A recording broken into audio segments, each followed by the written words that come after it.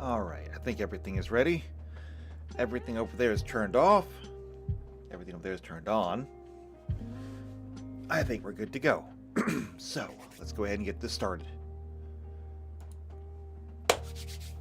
Hello! Shadowcat back, and we are back to work on the Tau, but today... today's a special day. Today is the last day we are working on the Tau. I know, I've heard it from you. You're tired of the Tau. You're tired of all the vehicles, you're tired of all the guns. I get it. I do. Believe me, I can understand that because we have done a lot. But it's not my fault. It's just every faction has their thing. I mean, for the Astartes, it's that they have super soldiers. If it's the Mechanicus, they have robots. For the Tau, it's all the technology. All the different guns, all the different vehicles, all the different battle suits. I mean, if we had to boil it down to a single word, the Tau's thing is variety. So, like, if you're one of those people who needs to have options and you can't make up your mind, Tau is for you. But we're almost done. We're almost done. Let me just do something real quick.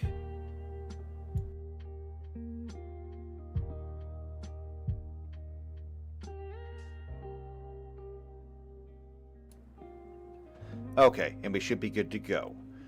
Alright, Blizz is in the chat. Hello, Blizz. I can barely read that, though. There we go. Now it's readable for me. Which means that if you look into the distance over the horizon, you may be able to read it, too. That's about how big it is on my screen now. The text is so big, it actually looks like one of those computer monitors from, like, an Aliens movie, where they find an artifact and you just see, like, the one big symbol show up on screen. Yeah, that's basically what my computer looks like. It's just one character at a time. Okay, anyway, today we're finishing up the Tau, and there's only one thing left, and that is the Tau technologies and support systems.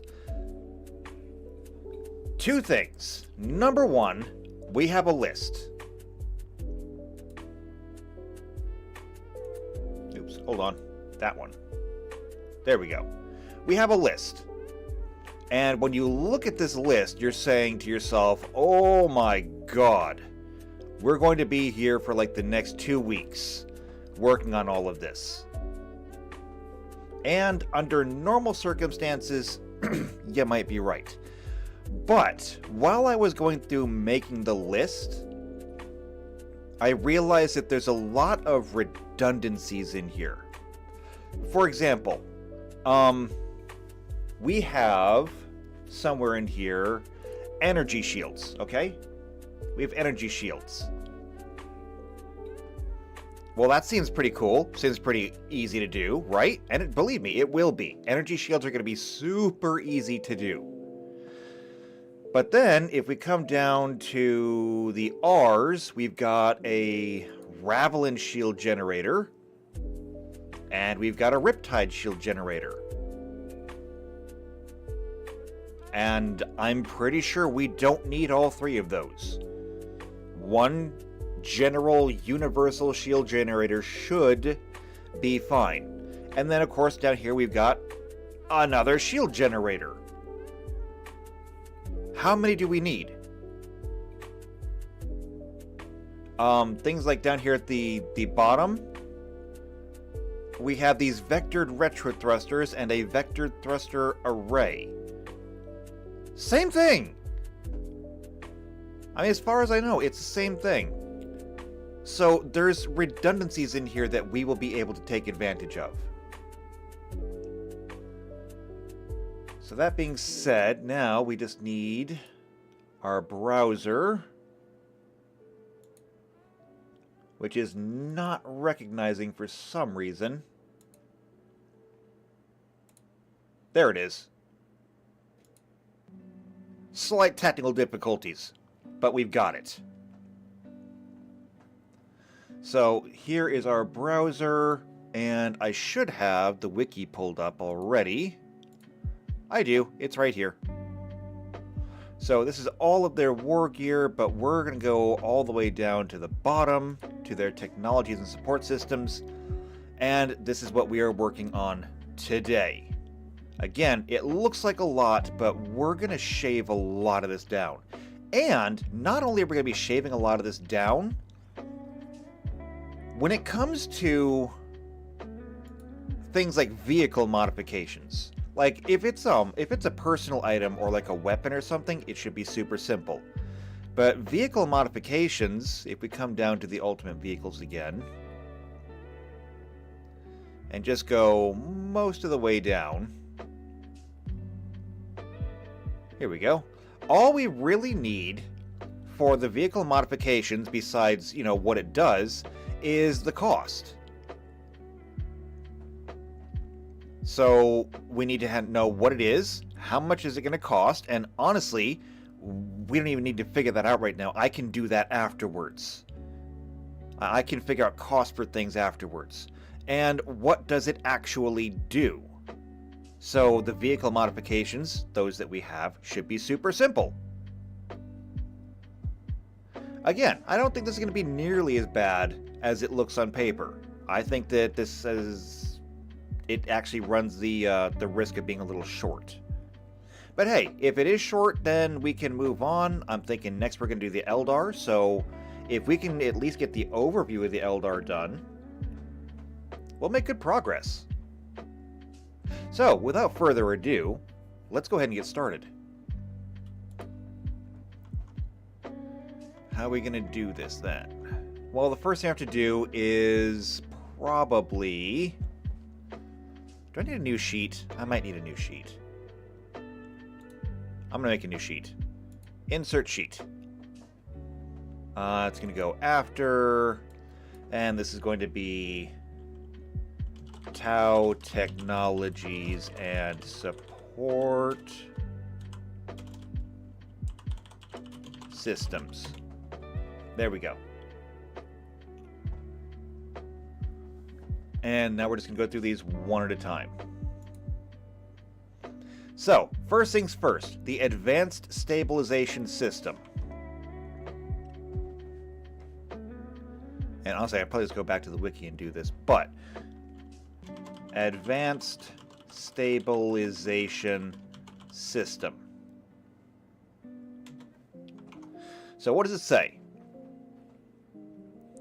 The Advanced Stabilization System in a Tau Battlesuit support system available exclusively, well, it's not going to be exclusive anymore, but it says exclusively to broadside battlesuits. With this system equipped, all the battlesuit's heavy weapons are upgraded with stabilizing gyroscopes that enable them to be brought to bear at speed, even when on the move. As a result, the Advanced Stabilization System allows the user a high degree of mobility whilst retaining the ability to fire even the heaviest of weapons accurately. Okay. How are we gonna do that? And Tux is in the chat.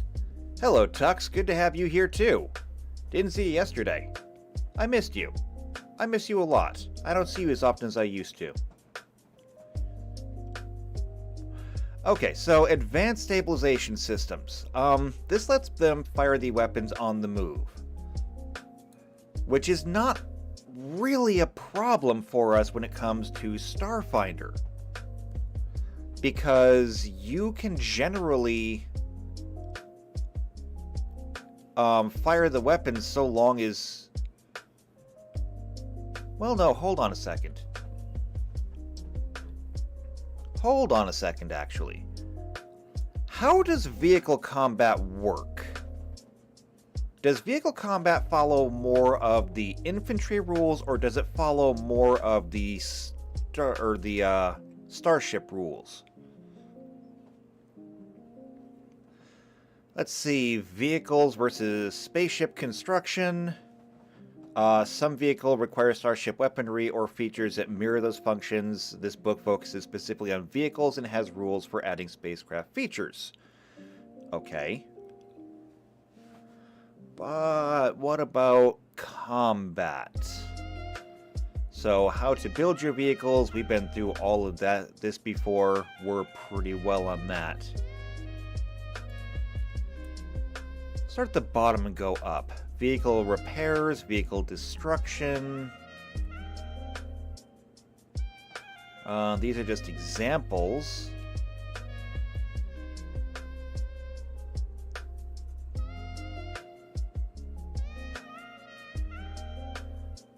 Vehicle weapons, let's see, vehicles versus starships.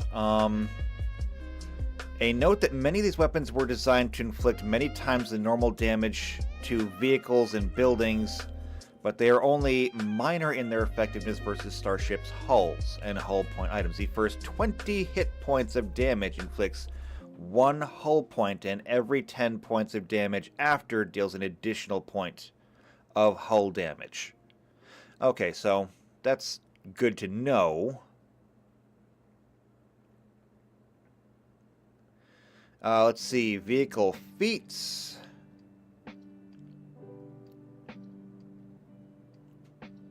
This is not really helping, though. Steady Gunner is a combat feat, though. This adds a +2 to attack rolls. This increases by a +1 every 3 dexterity past 13.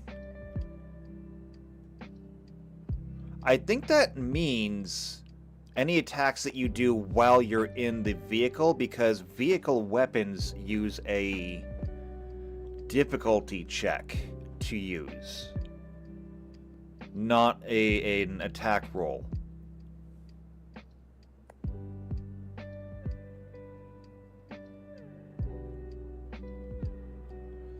Let's see. HUDs. Paint jobs. Don't need that stuff.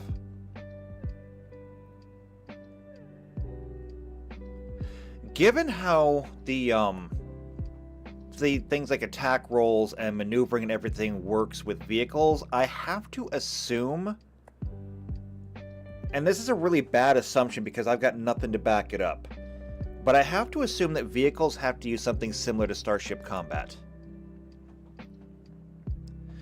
Now, when it comes to Starship Combat, we actually have an entire section on how to do this, which is good because that means that we can use this. And one of the things that I want to look at is, here we go, gunnery checks, determining the outcome, yes. Critical damage. Do I have a... There's no table of, no table of contents up here. No menu or anything like that. There used to be.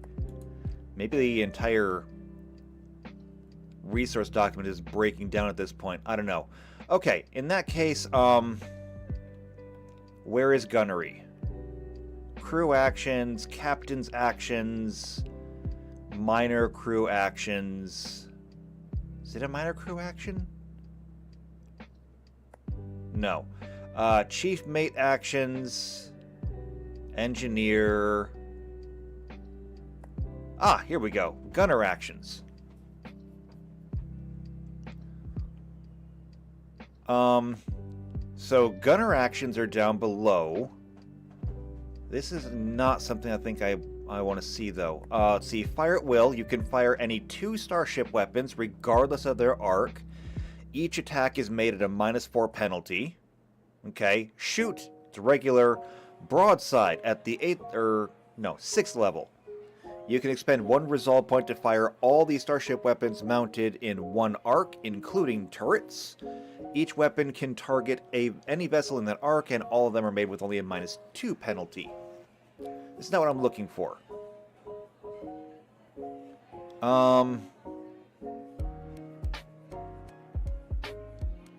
I forget what the ability is, though.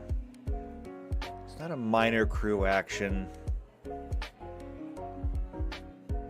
But there is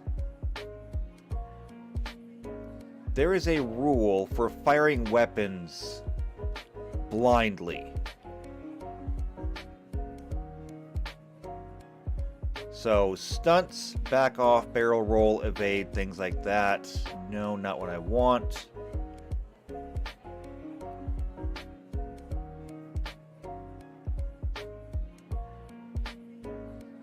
I'm not seeing it.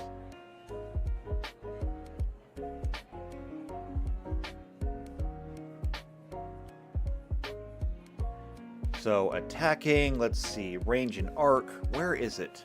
Because I need this information if I'm going to do this. Because I have an idea. Shields, critical damage, yes, yes, yes, actions, normal actions and pushes, changing roles. See, demand, encourage, taunt, orders, those are all captain's things. And I thought that it might have been under a minor crew action, but I don't see it.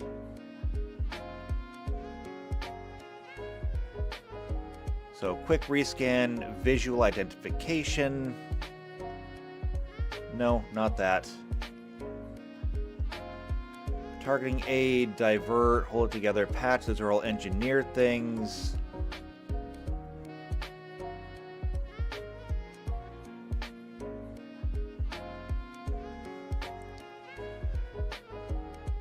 Maybe I'm not going down far enough. Here we go.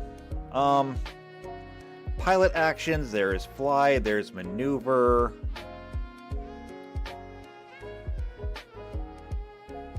Let's see, stunts, there's science officer abilities, minor crew actions. There it is. That's what I wanted.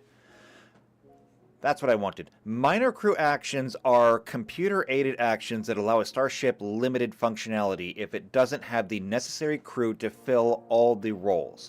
For instance, a lone crew member aboard a tiny starship might always be the pilot, but may need to fire one of the vessel's weapons in an emergency.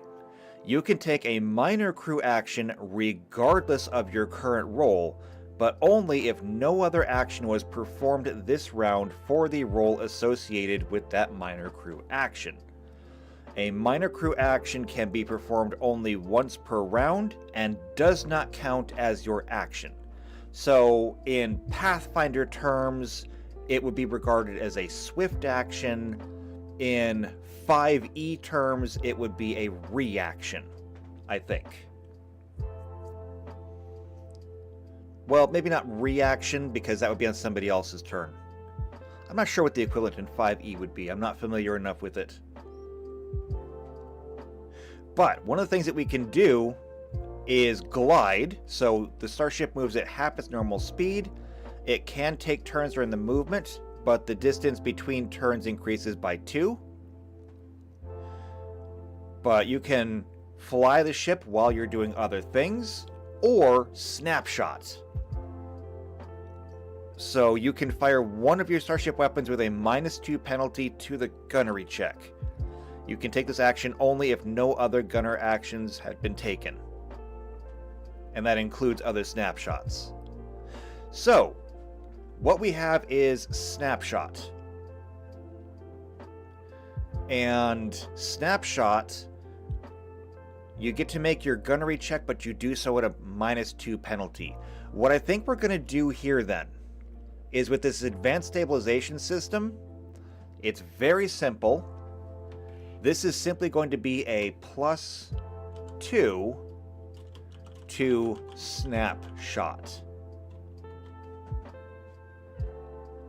That way we are completely negating the penalty for it, and you can make your gunnery check as normal even while you're doing other things. So in this case, since we're not really talking starships, but you're inside of, a battle suit, you can be moving with the battle suit, and you can fire.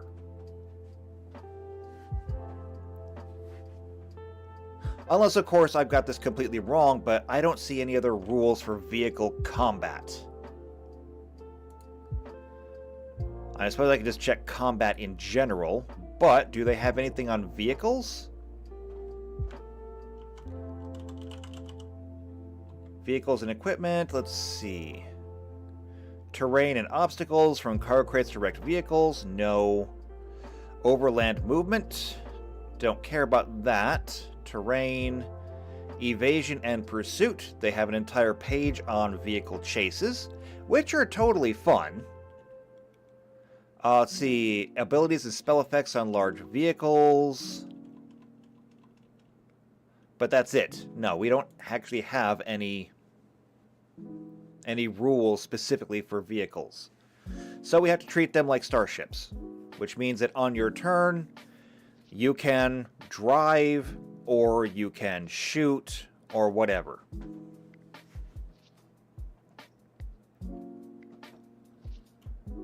So that's going to work for that. All right, next. Next is the advanced targeting system.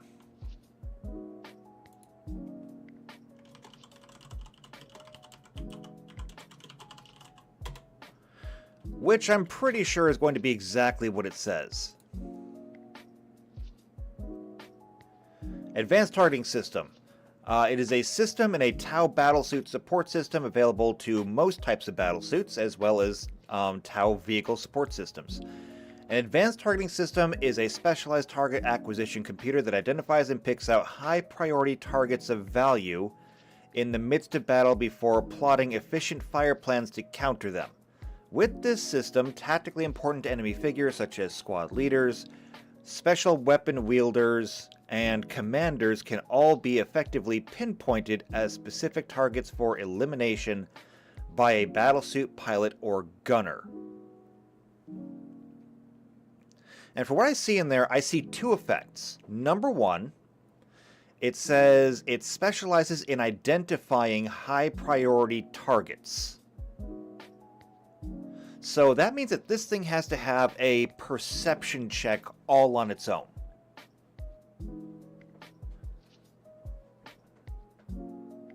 After that, it says that it plots efficient fire plans to counter them. But what does that actually mean? I mean, if you attach this thing to your vehicle, it's going to have access to all of your weapons, but you may not necessarily have any kind of counters for everything that you come across, unless you're specifically planning for it. So what I think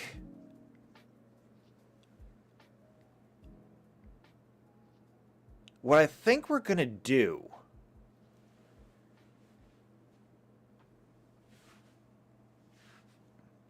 I have an idea. So when we go back to Starship Combat, one of the things in here, and it's under Science Officers, so we got to scroll down. Pilot actions, Science Officer actions. Okay, here we go. One of the things that Science Officers can do during Starship Combat is scan. So you scan a starship with your sensors to learn information about it. This action requires your starship to have sensors, first off. You must attempt a computer's check applying any modifiers from the starship sensors. You can attempt this check untrained. The DC for this check is equal to 5 plus 1 minus half times the tier of your starship. Ignore all that stuff. If you succeed this check, though, you learn the first unknown piece of information from the following list. For every 5 by which you exceed that check, you learn another unknown piece of information. Subsequent checks reveal new piece of information, continuing down from the list. And JP is in the chat. Hello, JP. Yes, you are late, but you made it, and that's what counts. Alright, so when you scan in Starship Combat, the first thing you get is basic information. So, living crew complement and ship classification, size, speed, and maneuverability. Another 5, you get their defenses, their armor class, target lock, their total and current hit points, total and current shield points for each quadrant, and the how much power they have in their power core. Afterwards, you get information about their weapons, including firing arc and damage. Starting with the weapon that uses the most PCU. After that, you get information on their load, so how many expansion bays are allocated and any cargo they might be carrying. And if you get to number 5, it's literally everything else. So, what I'm thinking is we simply adapt this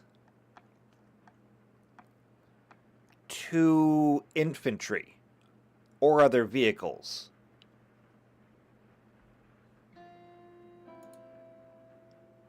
So, if we're going to do this, I think we do need to split this up. So let's go ahead and say infantry and vehicles.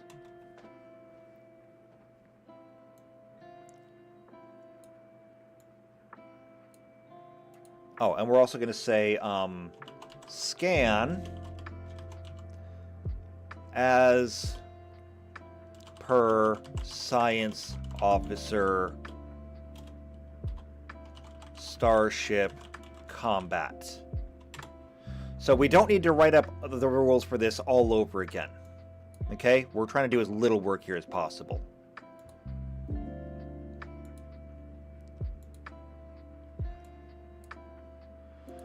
So for infantry, 5 tiers. So 1, 2, 3, 4, 5.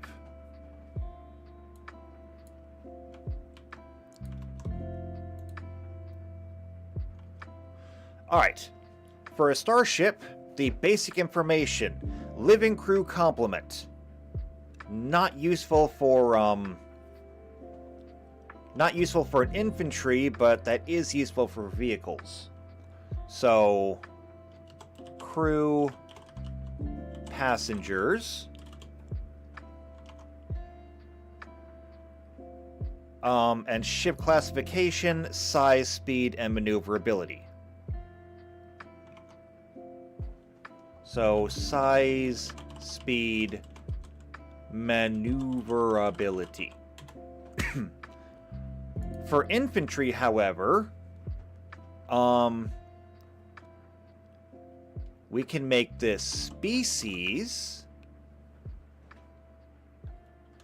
and then size, speed. And that's very basic information. Okay? So that should work there. Next up, number 2 is defenses. AC, or armor class, target lock, total current hull points, total current shield points in each quadrant, and the core PCU value. In this case, for infantry, this would be EAC, KAC, total and current HP. Because people do not have, they don't have any power cores, usually. However, total energy shield points, just in case they have them. Probably not, but, you know, just in case. And as for vehicles, we can say that this will be armor class, well, just AC. Total and current HP. Total and current shield points, SP. And that's it, because vehicles do not have power cores in general. And there are actually power cores that we're going to add later on, but they're going to be different. Number 3 is weapon information. This is actually very easy, because this can be copied directly in. So, weapon information for one arc. Because you do have to declare an arc when you do vehicles. I don't know if you can get turrets on vehicles or not. But in general, your weapon on a vehicle, it's either pointing ahead, left, right, or behind you. And there's no real hard rules on that, which means that if you wanted to make a Tau battlesuit, like you wanted to make a Riptide, and you wanted to get a fusion cannon and point it backwards, as far as I know, there's no rules that say you can't do that. So, you know, your choice. Not sure if it's the best choice, but it's definitely a choice you can make. Let's see. As for infantry, this would just be weapon information. Held. And then held, equipped, and carried. And JP says turrets are omnidirectional. That's the answer. I just said, I don't know if you can get turrets on vehicles. I don't recall seeing them. But, you know, maybe I missed it. Ship scale weapons. Here we go. Vehicle weapons. So vehicle weapons small. This mounts a small weapon on a vehicle. It deals 1d4 per purchase of the vehicle weapon.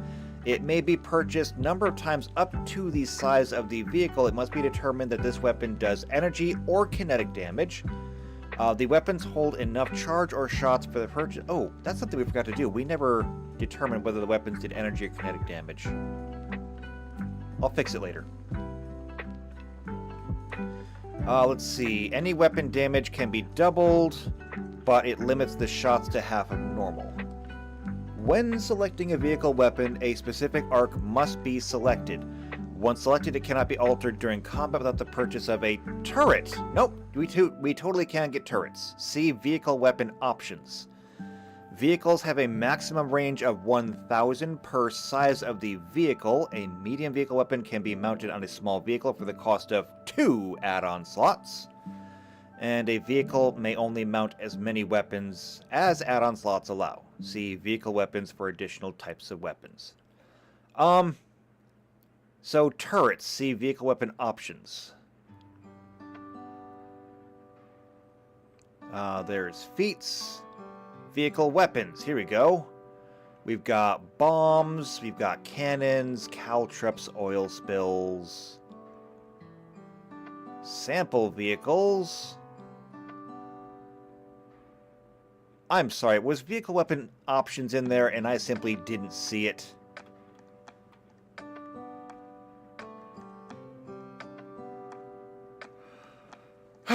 Okay. Okay. Let's read. Let's see. While most weapons typically used are designed with aiming and fighting of starships and advanced weapons, these are vehicle scale weapons which can be used to affect hit points and low hull point materials. Their damage and effect is determined by the size of the vehicle weapon purchased. Yes. Some weapons can be fired out to a target that is not within line of sight and can attack a target on a sensor with a minor penalty which requires a successful computer's check. These weapons can be jammed if the sensor signal can be concealed. No target lock, no shot. Yeah, I got that. Weapon descriptions. We've got dumb bombs, guided bombs, cluster bombs, which are the best kinds of bombs, howitzer cannons, railguns.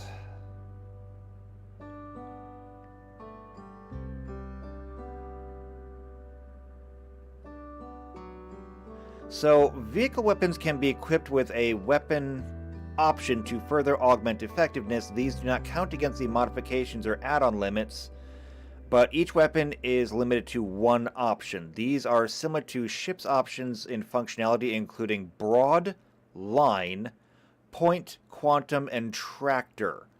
More can be added by GM discretion. Each weapon option costs 1,000 credits per size of the vehicle.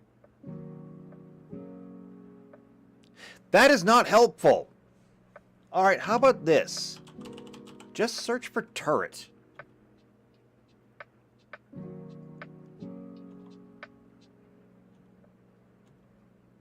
So now we're getting into examples. And now we're back up to weapon vehicle small. Okay, so remember when it said see vehicle options? Or vehicle weapon options? It doesn't exist! I hate this page so much. There are no weapon options for me to look at.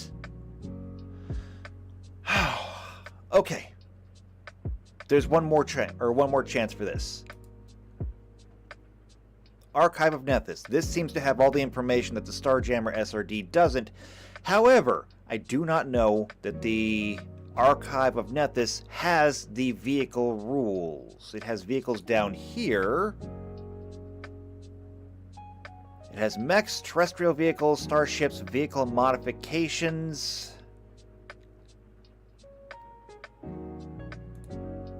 Mechs? No. Terrestrial vehicles? No. Starships? Do these links actually go anywhere? Wait. I think starships actually went. Maybe it just took too long. Let's try terrestrial vehicles again. Hold on. We might have something here.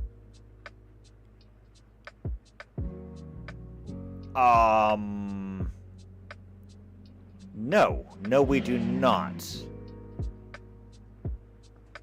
So each stat block contains the following things, which is great and all.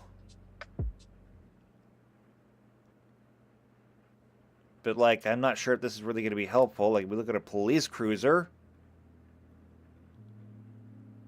Yeah, that kind of looks like the stat block that we have now, but this is not really helping us with anything. Vehicle modifications. Additional seating, autopilot, hollow hull, slide drive, ramming, adamantine plating. This is even more than less than useful. Click here to see the full rules on vehicle modifications. Again, this is not helping.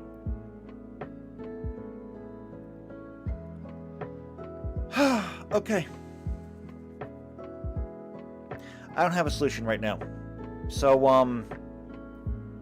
while turrets are absolutely an option, I will have to write up my own rules for how to do that. Because obviously the rules don't exist.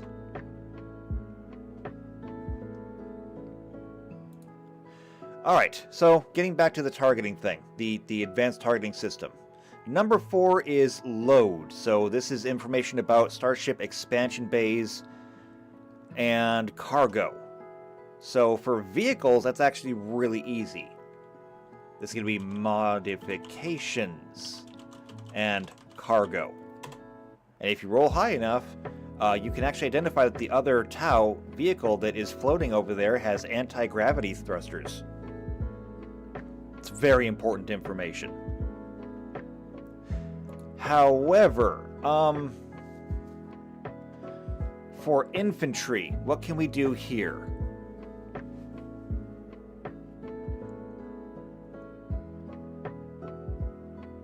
What can we do here? So, modifications in cargo.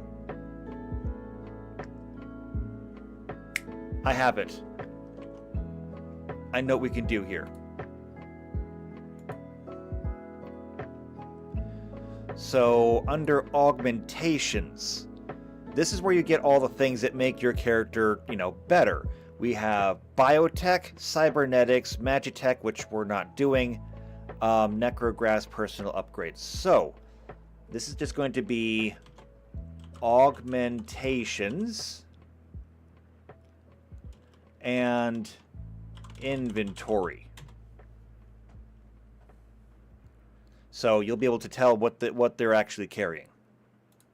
And then number 5 is just other.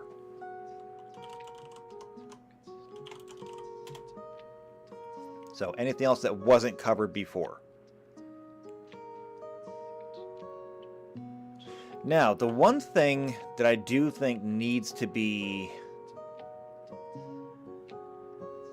added is it says this is part of the support system available to the battle suits, and it's controlled by a computer.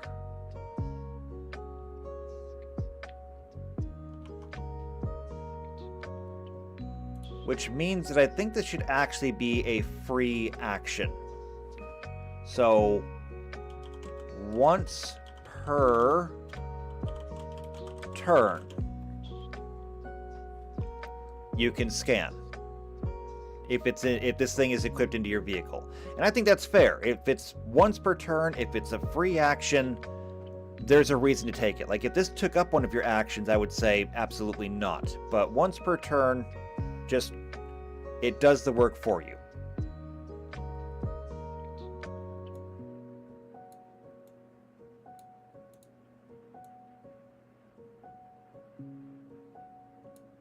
All right.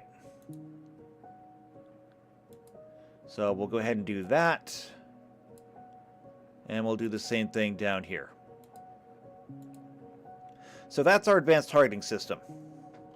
And I know that one took much longer than I expected it to, but some of them will need work. Like I said, some will be just redundant. An automated repair system.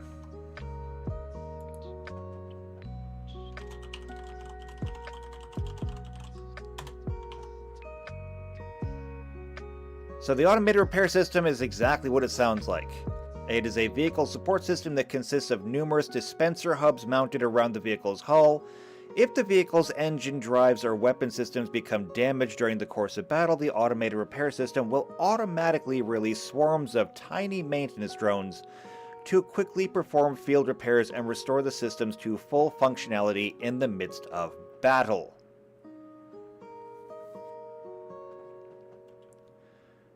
Okay, now I see one of two ways that we could do this. Number one, the easiest way to do this would simply be to say, give the vehicle healing. Okay, so give the vehicle fast healing, probably based on the vehicle's size. So for like a medium-sized vehicle, it would be fast healing 3.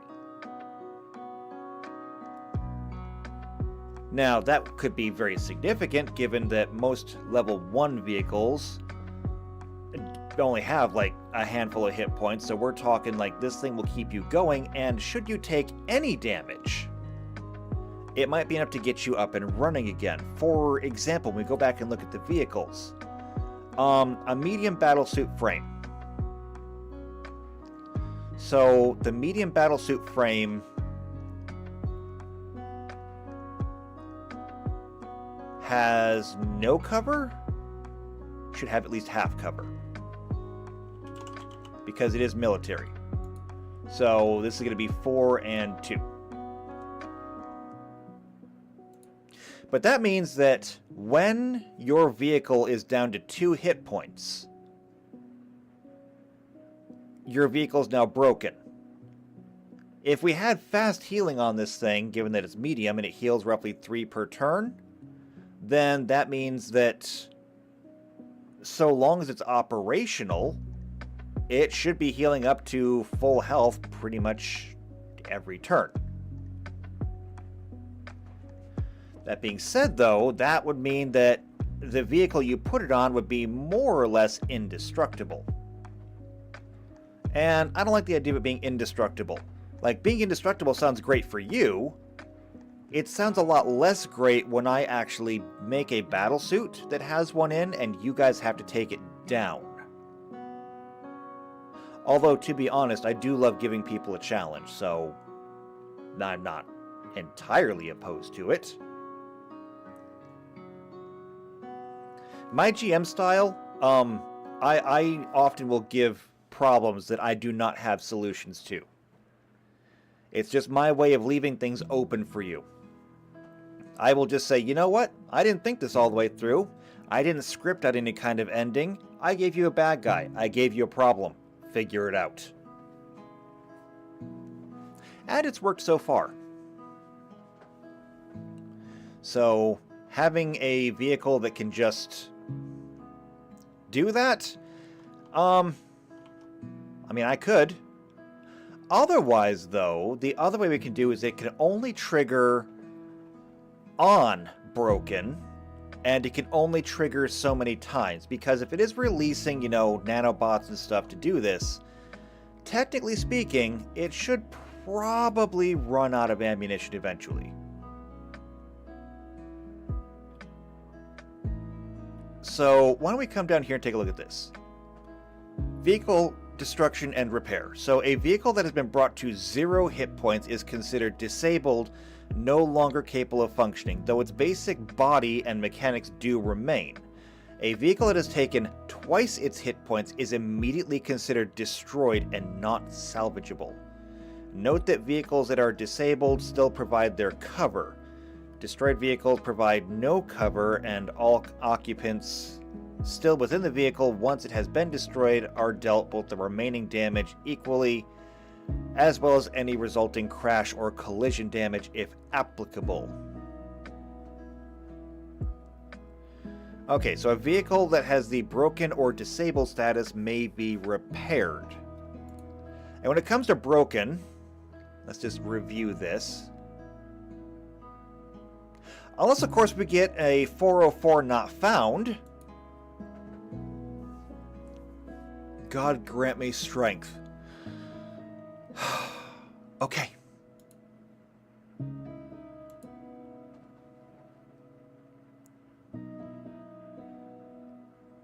You know, there are actually books for this. I don't actually own the Starfinder books, but they do make them. I'm tempted to actually buy the books so that I can duct tape them all together, put them on the end of a big stick, find whoever made this website, and then beat them to death with it. Alright, conditions. Bleeding, broken. Okay, so for weapons, armors, vehicle. A vehicle that is broken. So if, say, it's got half cover and it's down to half of its hit points, it gets a -2 penalty to AC, collision DC, and piloting modifier, and it halves the full speed. So, I mean, that's not bad.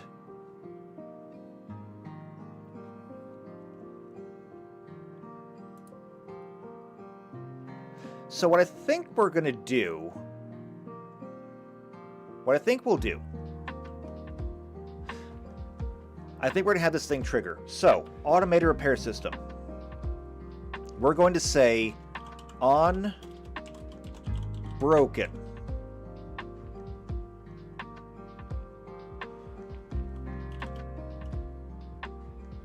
Let's see. On broken, heal for, or heal vehicle HP. We'll just say heal vehicle HP. Heal for 1 per size.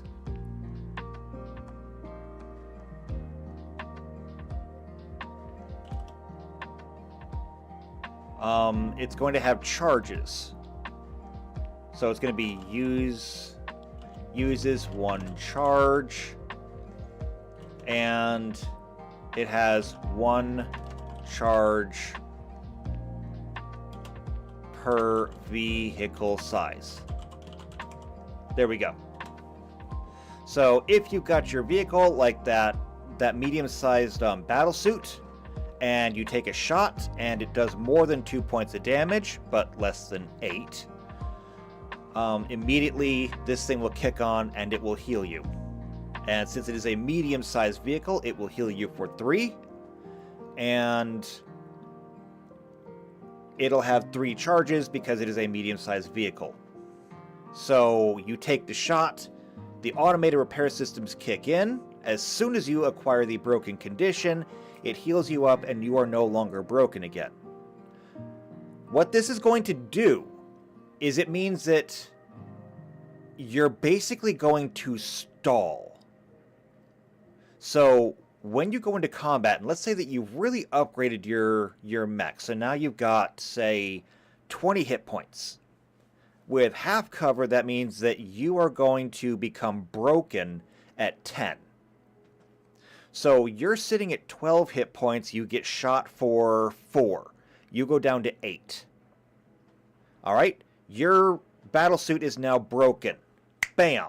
Automated repair system kicks in. You're healed for 3, which kicks you up to 11. Okay? Now, you are back to normal functioning. You get shot again for 3 damage. Okay? Bam!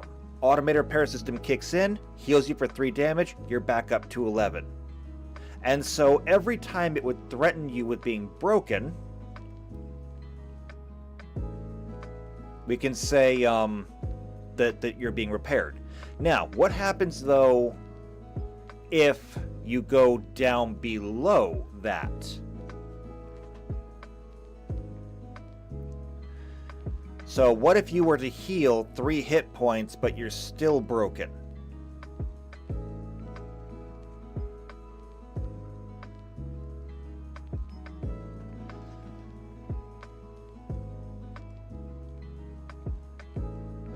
Okay, here's what I'm thinking. Heal vehicle HP once per turn. Or rather, 1 charge per turn. Until not broken. Okay, so we'll do that instead. So heal 1 charge per turn until not broken. So, if you had 12 hit points, you took the hit, and now you're down to 6 hit points. On the first turn, like as soon as you become broken, you heal for 3. You're up to 9 now. You're still broken though. However, on the next turn, since you are still broken, you'll heal for another 3, assuming you didn't get hit again. But you heal for another 3, which puts you up to 12, no longer broken. Until, of course, you run out of charges. But if you wanted more charges, you could simply take this a second time. Assuming you have the modification slots left for it. That should work out pretty well. Maybe the wording needs to be adjusted a little bit, but I can always reword it later. The important part is that we know what we're doing. Next, the Black Sun filter. This comes on everything. Black Sun filter. So the Black Sun filter is an advanced optical filtering suite employed by Tau military units that enhances and magnifies a warrior's low light vision while simultaneously filtering out bright flares of light that could blind the user in battle. With Black Sun filters, target calibration system sensors can also lock onto enemies with full efficiency and range even during night fighting operations. This proved to be a major advantage for Tau forces in many campaigns, where surprise night attacks can be conducted with full efficiency on unsuspecting enemy forces. All Tau battlesuit primary sensor clusters are fitted with Black Sun filters as standard. Tau skimmers in aircraft can also be upgraded with Black Sun filters, and as a matter of fact, we have already done that. So we just really need to put down what does it do. And a Black Sun filter gives dark vision, low light vision, and immune to blind.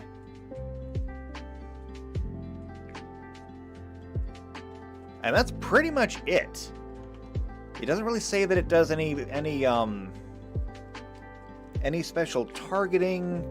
It doesn't really reveal anything. It's not giving you bonuses against concealment, you know, except by darkness, obviously.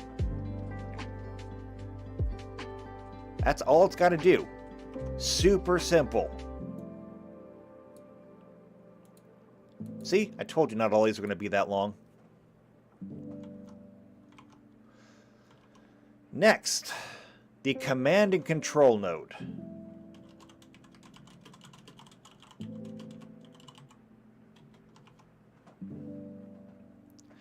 So the command and control node is a sophisticated artificial intelligence assisted communication system used by Tau commanders to communicate more effectively with other Firecast warriors around him, and better direct battlefield operations by linking together all nearby Tau targeting computers. Through the sheer amount of information received can be overwhelming, a Tau commander who masters the flood of data can better orchestrate the firepower of his forces and drastically improve their accuracy. A command and control node is a signature support system available only to battlesuit pilots of the rank of Shazver or higher. The current rarity of this system among deployed Firecast units means that its distribution is usually limited to only one per hunter cadre.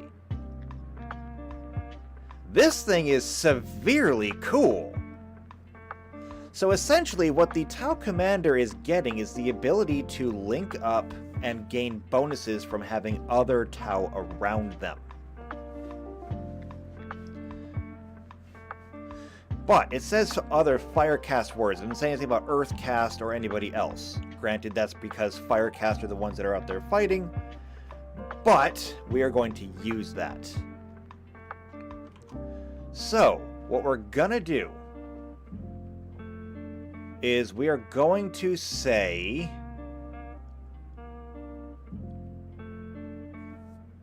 First off, we need a range. So, range is going to be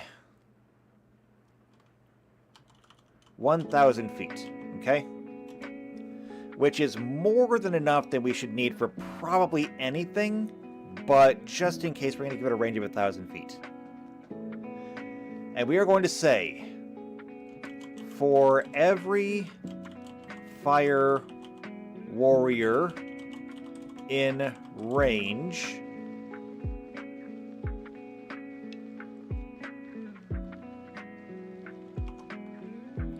can he give this to other people? Let's see. A command and control node. See, by linking together all nearby Tau targeted computers. Though the sheer amount of information received can be overwhelming, a Tau commander who masters the flood of data can better orchestrate the firepower of his forces to improve their accuracy. So I don't think the Tau commander necessarily gets any big bonuses from this, seeing as how he's kind of busy. However, every other fire warrior around him will get bonuses.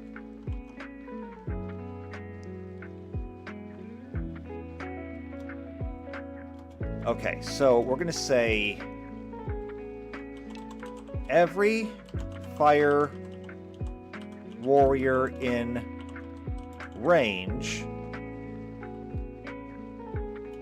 gets +1 to attack rolls for every other fire warrior in range. Very simple. So if there's a Tau commander and he's got a strike team of 6 fire warriors and he's carrying a command and control node, every fire warrior will get a +6 or a +5. +5, I guess, because I don't think we're going to count yourself. So every fire warrior will get a +5. Unless, of course, the commander is also a fire warrior, in which case, then it's a +6.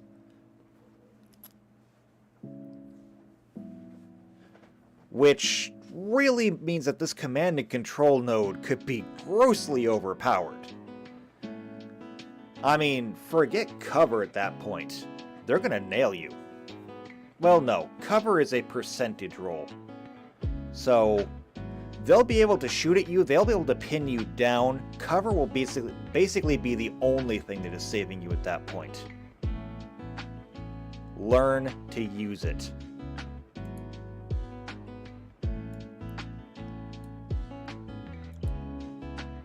No, I don't want to fill that. I want to put a box around it. There we go. Okay, next. Counter-fire defense systems. So, counter-fire defense systems.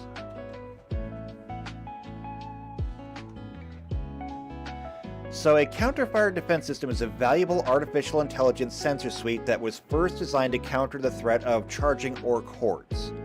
The system incorporates predictive logic circuits that further enhance battlesuit targeting systems, ensuring that large groups of assaulting enemies are met with a withering curtain of unerringly accurate firepower. The counter-fire defense system is a support system available to most forms of Tau battlesuit. That...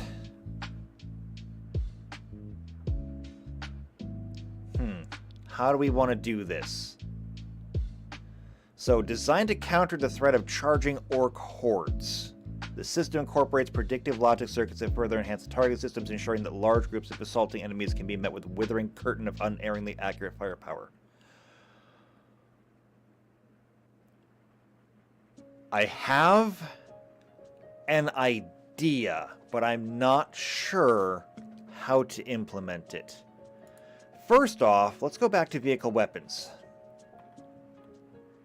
Because I think that mag dumping vehicle weapons is already a thing. But I gotta go through and check. Vehicle weapons. Ammunition costs and everything.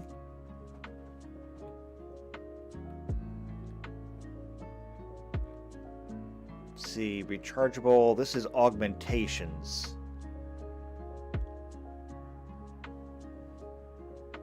I'm gonna do a search real quick. Ammunition cost per weapon. No, that's it. Okay, that's fine, actually. That's fine. If the rule is not in here,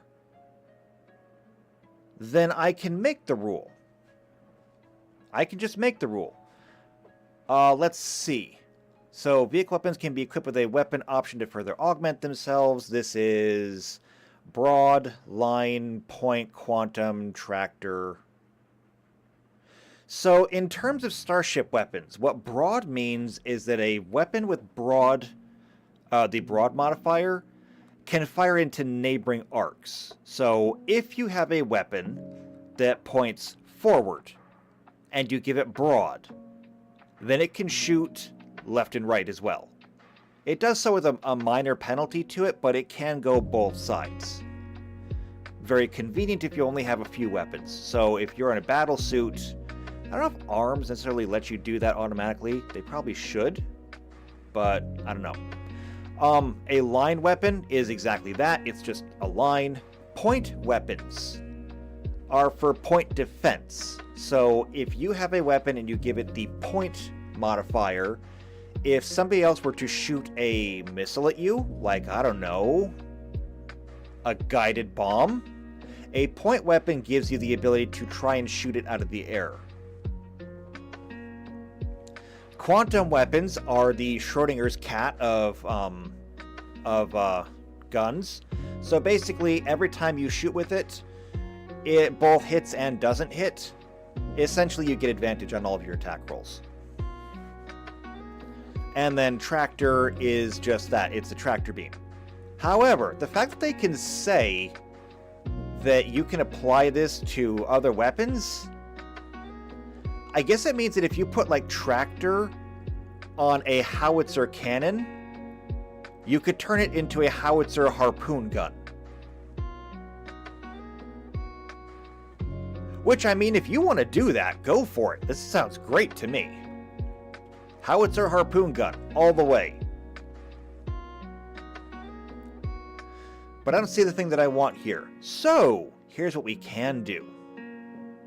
We're going to go to weapons. And we are going to give these weapons a very specific upgrade. We are going to give them, I think, automatic. So, in addition to making range attacks, normally a weapon with this special property can fire in fully automatic mode. No action is required to toggle a weapon between making normal range attacks and using automatic mode. When you make a full attack with a weapon in automatic mode, you can attack a cone, or in this case, just everything in that quadrant, with a range of half the weapon's range increment. This uses all the weapon's remaining ammunition. Make one attack against each target in the cone, starting with those closest to you. Attacks made with a weapon in automatic mode cannot score critical hits. Roll damage only once and apply it to all targets that were struck. Each attack against an individual creature in the cone uses up the same ammunition or charges as taking 2 shots. Once you no longer have enough ammunition to attack another target, you stop making attacks.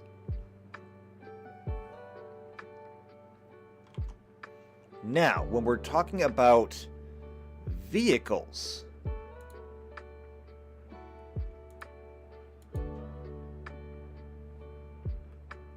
so where are the vehicle weapons? Scroll, scroll, scroll.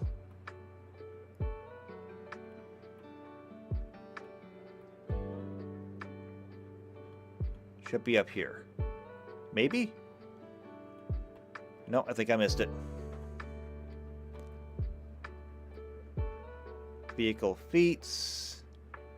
Vehicle weapons. Here we go. Vehicle weapons. Okay. So, for example, when we're looking at special, all of these guns are limited. So, for example, the howitzer cannon is limited to 10 rounds. The railgun, limited to 20 rounds. So, if you were using any of these guns, and I don't necessarily know that we... Did we factor that in? Tau Arsenal.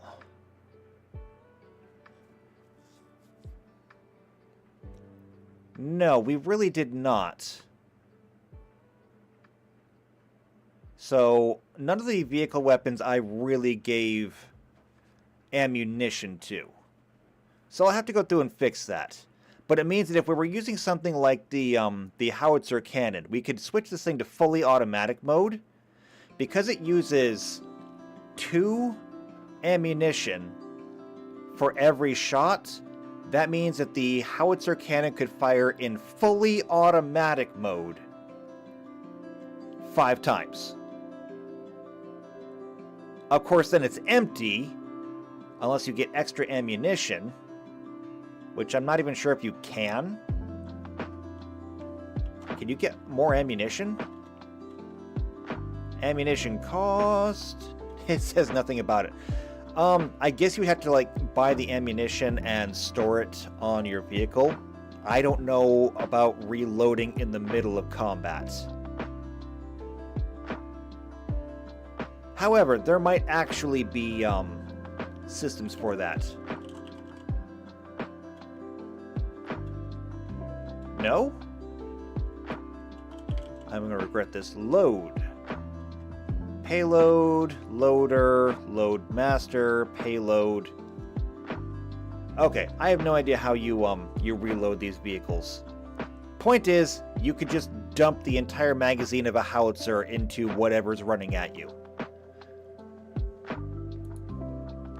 So counter-fire defense systems, it will give all all equipped vehicle weapons the automatic modifier.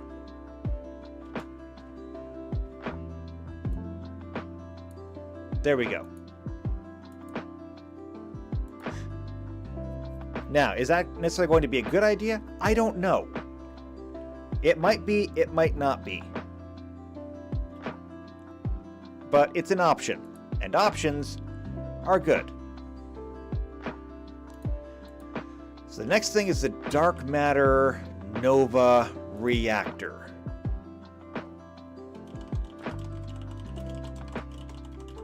Remember when I said that vehicles don't have power cores?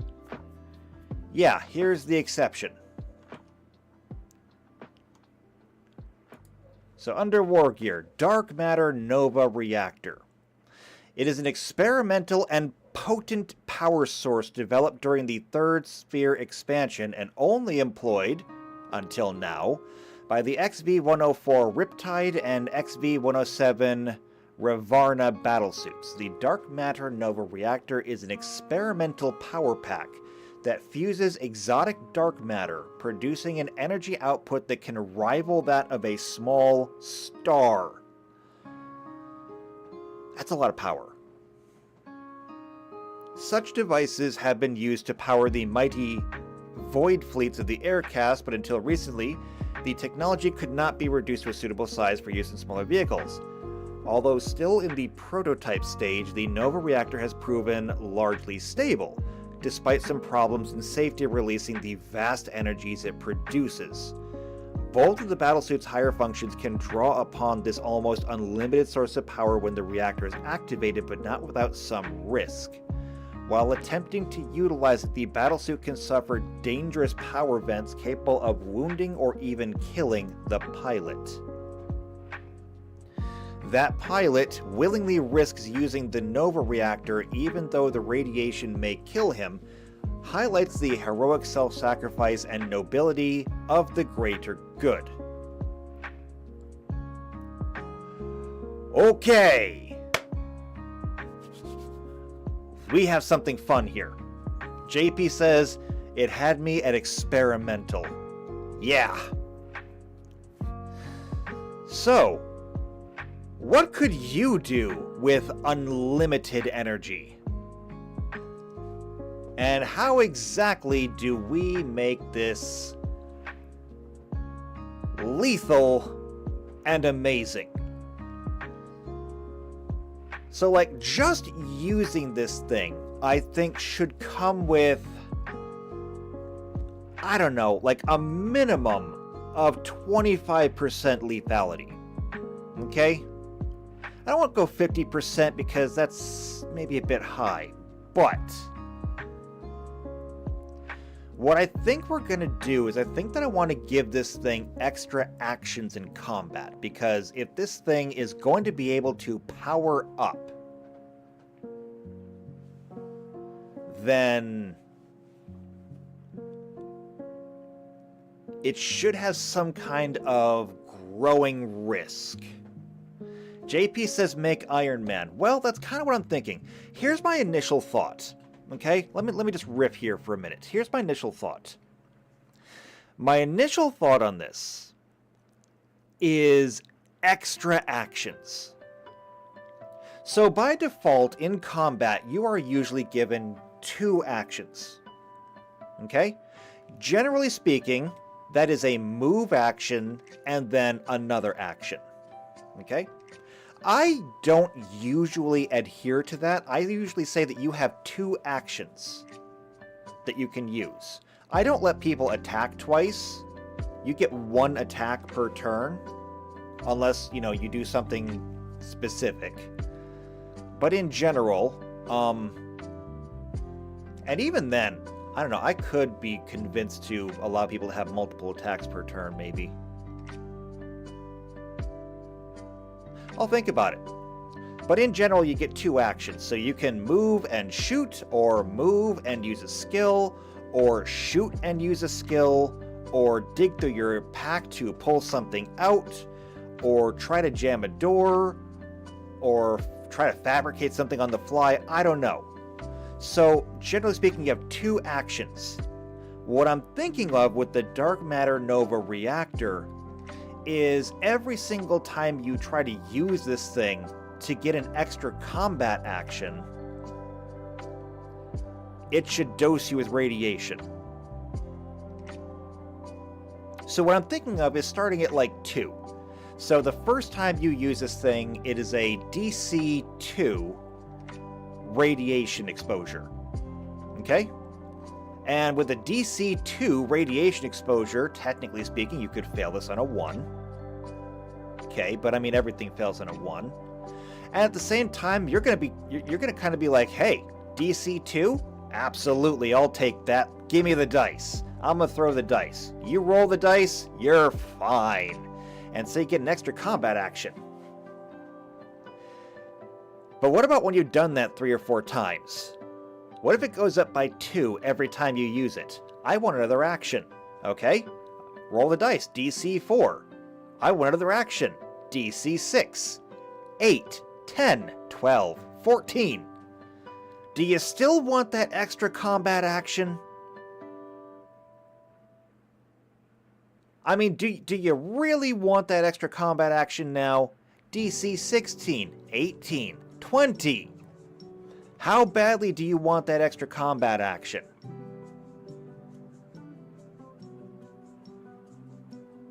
This also means that, technically speaking, you could totally throw in a sacrificial person and just say, here, use all of the extra actions. And so this battlesuit just bursts into the scene and just starts absolutely annihilating everything. So if your battlesuit gets like... Well, when it comes to starship combat, you generally only get 1 action per turn. Usually it's a pilot action or a gunner action or something like that, which is why we had the snapshot rules. So if you're in a vehicle and you only get 1 action, you kick this thing up, you get your 2 actions. But what if you just said, hey, I'm gonna die anyway. Give me all of the actions.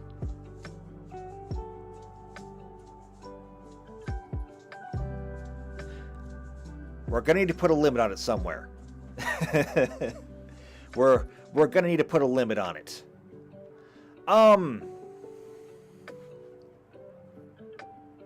Here's what I think I'm gonna do.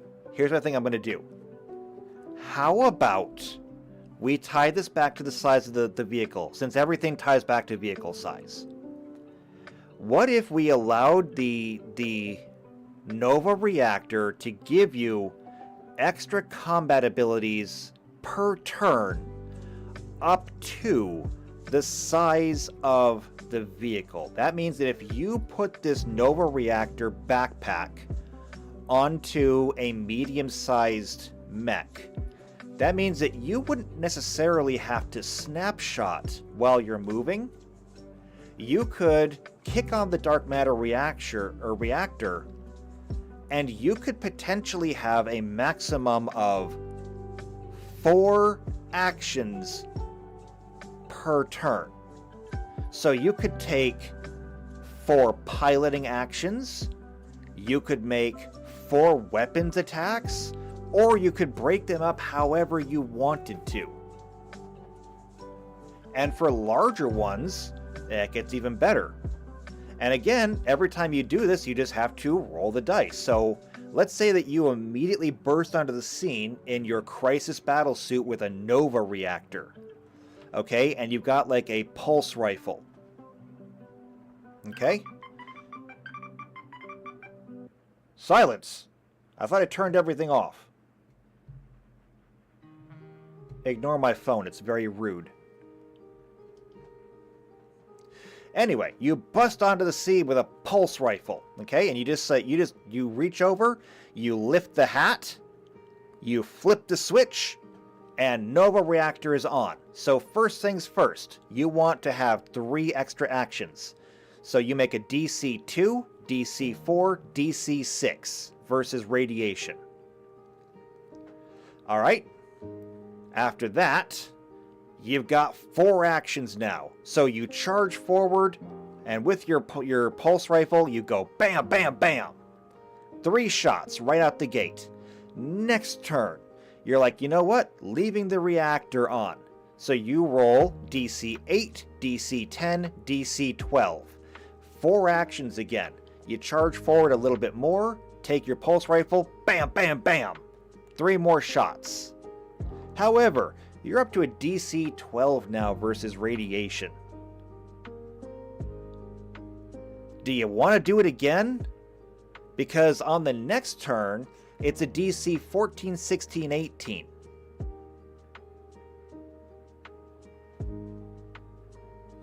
We are talking about a system that could be absolutely overpowered, but this thing is going to kill you. JP says the Nova reaction has to be started like an old Model T. So what? You had to have somebody from the Earth cast get out front and crank it? Somebody with one of those bent starter rods just has to like plug it into the back of the battle suit and just start turning it until eventually the battle suit starts shaking and it just kind of starts coughing up like an old car.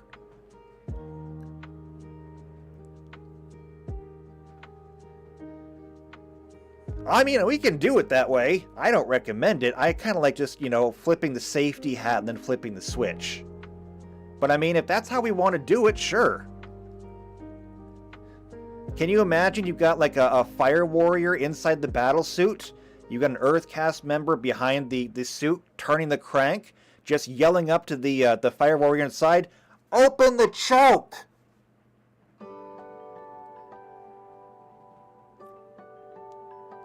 Because that would be funny. That would be that'd be really funny. Okay. I like how this is working. I like how this works. So, dark matter Nova reactor. So, here's what we're gonna do. We are going to do, or what does it do? It's going to give +1 vehicle action per turn up to 1 per vehicle size.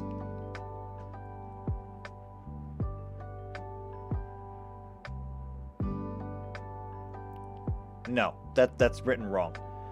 +1 vehicle action per 1 per vehicle size per turn. Actually, we can just do a slash.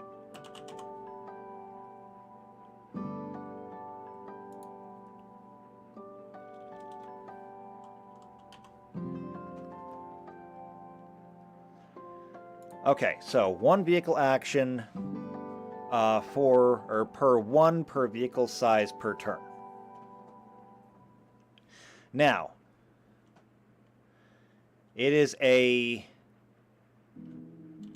DC 2 fortitude save versus radiation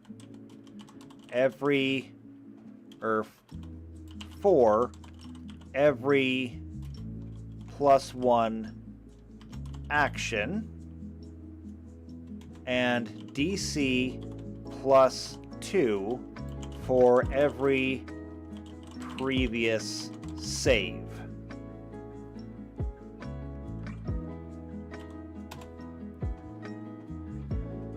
So yeah, I mean, there we go. That is going to be absolutely overpowered. Also, it's probably going to be so extremely rare you'll never see one. But in the event that you do, because again, let me point something out. when we play this game, and this is going to apply to Star Trek or Wheel of Time or whatever it is that we end up playing that I have done. Star Trek is obviously first. I can make you certain promises. Like, I promise that I will have the world built for you, okay? I promise that I will have generated different people, different places you can go. I will have to find ways to generate entire planets and to generate different biomes on planets, because I'm not going to do the whole Star Wars thing and just say, this is an ice planet, this is a sand planet, this is a jungle planet. No, I will make generators that will not just generate what kind of planet it is, like majority, but I'll also have regional generators, so when I say, you detect a signal on a planet, I will be able to, in a matter of a couple of minutes, roll a whole bunch of dice and just say, it's going to be in the northern, eastern hemisphere at these latitudes, this longitude, and it's going to be in this kind of climate. And once we have the kind of climate, I can generate a map for that super quick, and we're good to go. Because I'm really good at improvising stuff like that, it means that I can give you as players a lot more freedom. So I will have a campaign story ready to go. You will have a place to start. There will be chapters along the way for you to play through. There will be an ending. That being said, however, I will be putting on no guardrails whatsoever. If you want to play through the story, then I will leave every breadcrumb so you know where the story is going. But if you don't want to follow them, you don't have to. So in the case of, say, 40K, which we're working on right now, your odds of coming across a dark matter nova reactor in the story are probably gonna be somewhere just north of 0. That being said, however, if you decide that's what you want to do, you want to say, look, the Imperium has charged us with going to find this Space Marine gene seed, which they will pay us handsomely for. However, this person was in town, okay, and they were digging for information, and they heard a rumor about a dark matter nova reactor, and we want to go do that. I'm not going to stop you. If that's the direction you guys want to do, great. I will improvise on the spot to make up everything you guys need. Tuxedo says, note to self, it is perfectly acceptable to retire and become a farmer. Tux, you have no idea. It is absolutely acceptable for you to retire and become a farmer. If your character wants to do that, fine. Keep in mind, however, the game is still going. Did you ever watch Star Wars Clone Wars? If you didn't, I recommend it. It's worth it. However, in Star Wars Clone Wars, and I'm not going to give away any spoilers here, but there is actually a clone who, I forget the reason why, what happened. I think he got left behind or something. But he actually does retire and become a farmer.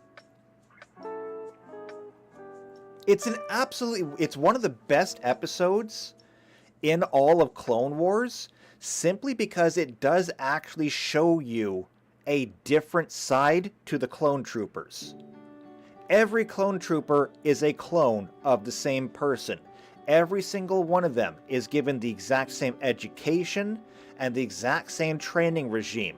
They sleep in the same beds, they wear the same clothes, they eat the same food. However, even though they are all clones, over time they all become individuals. And the story of the clone who literally ran away from the army to become a farmer, and what happens to him after that. It is a wonderful story, and it's the kind of story that you would have never expected to find in a children's cartoon of all places. Tuck says, I will save the world by offering the big bad endgame 10 trucks of wheat and 10,000 cows. You forget that we're talking about the 40K universe here. They have entire agricultural planets. And that's not just the Imperium. The Tau have entire agricultural planets too. I mean, 10,000 cows might get you some favor, but it's not going to go that far. Point being, though, if you guys wanted to deviate and go looking for a dark matter nova reactor, hey, more power to you.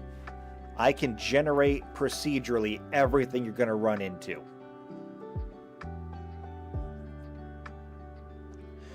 Alright, what's next? Next is the Dark Star Warhead.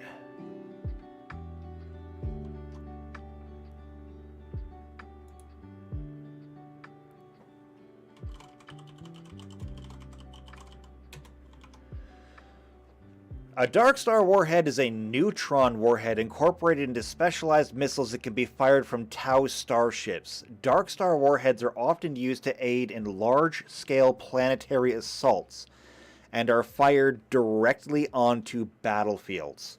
Once they have detonated, the neutron pulses from this warhead destroy all biological matter in an extremely large area around them, whilst leaving inorganic material unharmed.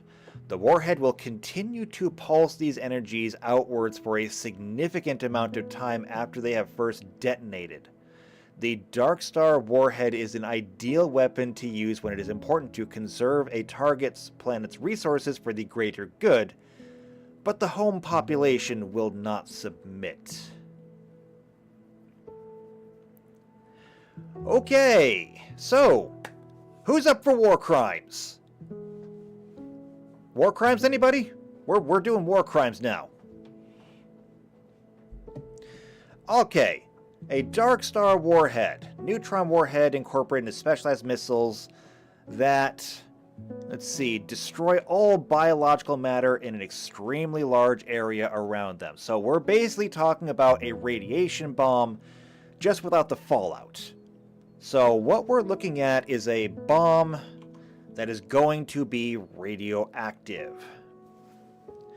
Now, because this thing is basically a sterilization bomb, and this thing is meant to take out entire battlefields,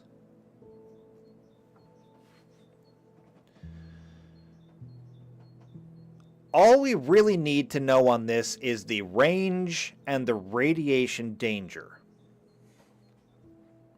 So a Dark Star Warhead. Because this is going to be launched from starships, I'm going to go ahead and call this a capital weapon. Okay? I'm going to call this a capital weapon. So when we come back to Starjammer and we go into starships, the first thing to do is we're going to look into weapons.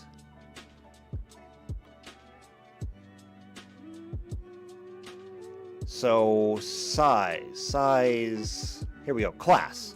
Light weapons can be mounted on any ship but are most typically found on smaller fighters and bombers. While dangerous, they do not have the firepower necessary to damage large or very large starships. Heavy weapons are a serious threat to any vessel but can be mounted on only medium and larger. Capital weapons can be mounted only on huge or larger starships. Capital weapons can't be brought to bear against tiny or small targets and are typically used only against other large vessels. Okay, so it can only be mounted on a huge or larger starship. How big is that? How big is a huge starship? Starship scales. A huge starship is anywhere from 800 to 2,000 feet long. So we're going to do a little bit of math here. We know for a fact that a medium-sized vehicle is roughly a 10-foot cube, okay? 10-foot cube. Once you double the size, you get into the next size category up. So that would be a large vehicle, 20-foot cube. And that covers everything up to the next size category, which is 40 feet. Now we're into huge. When we double this again, we get into 800 feet. Talking normal vehicles, not like really long vehicles. But an 80-foot cube would be gargantuan. And a 160-foot cube would be colossal. But that's not big enough. So if a 160-foot cube is colossal, the next up is 320. So if we're counting these, it's be 1, 2, 3, 4, 5, 6, 7. So now we're talking like a size 8 is 320. Times 2 is 640. So a size 9 is 640. Times 2 is 1280, so that'd be a size 10 at 1280. If I multiply this again, we're now getting out of the huge starship category. So size 10 is roughly where we're going to have to stop.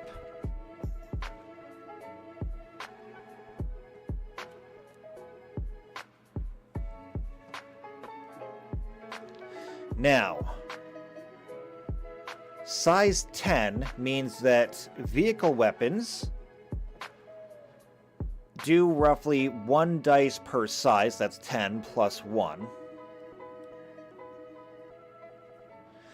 Which means that the largest one, which would be doing D8s, we're looking at a weapon that does a maximum of 88 damage. How does that compare to starship weapons? So for starship weapons, we should have a nuke, right? No, we have antimatter. The antimatter does 4d10 times 10. So that's like about 400 actually. Or the nuclear mega missile, which does 4d8 times 10, which is a total of a maximum of 320. All right, is that important to me? Can I use that?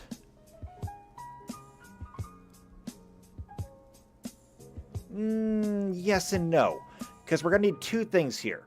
We need range and potency. And both of these should be somewhat variable. So here's what I think we're going to do. Here's what I think we're going to do. When we launch the Dark Star warhead,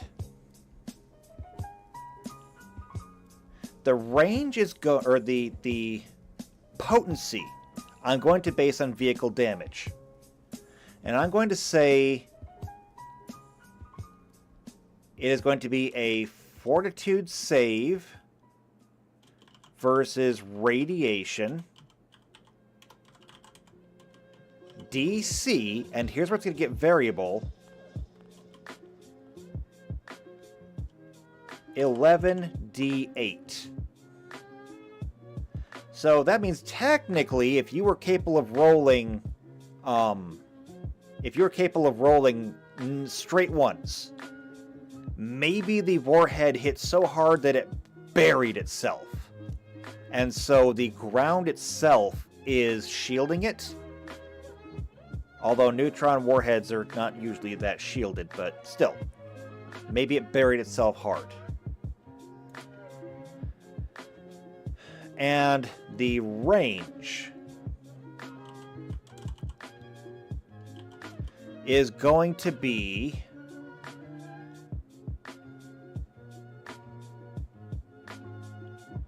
Let's see, if we did 11d8 plus, or times 10, that means that the range could be at a maximum a radius of 880.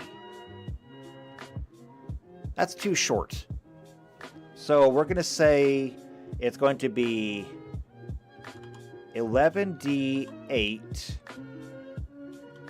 times 100 feet.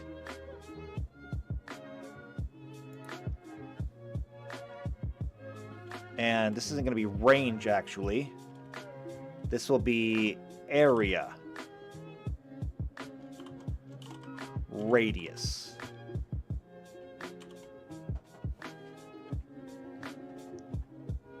So the radius can be anywhere from... The lowest would be 11, so 11 times 100 would be 1100. So 1100 feet to 8800 feet. Which would just be a lot. Or no, wait, that's wrong. Not 8800, 88,000 feet. So yeah, Dark Star Warhead. Basically, when you need to kill everything in the area indiscriminately. If you find a reason to let one of these things off the chain, nothing will survive. And if you are underneath it, I would highly suggest that you leave as quickly as you possibly can. Because keep in mind, this is a fortitude save versus radiation. If you can get out of the radiation, you could possibly survive. I don't know if radiation can really kill you. Radiation. That's going to be an affliction, I do believe. It's classified under poisons.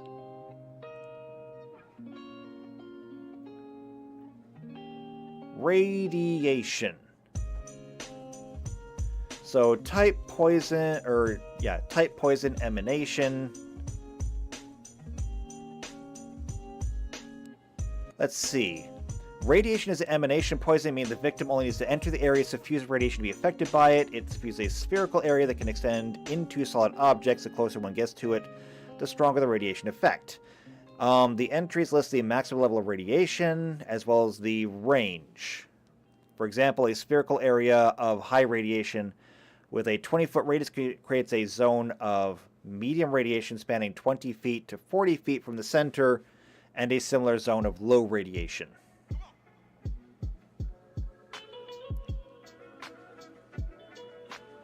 So at the end, or at each state of impaired or beyond, they must succeed a DC 18 fortitude saving throw or contract radiation sickness. I don't think the radiation can really kill you, though.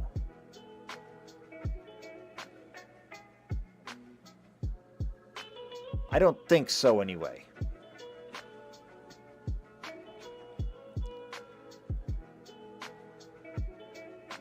However, this is actually very important. So, this will be severe.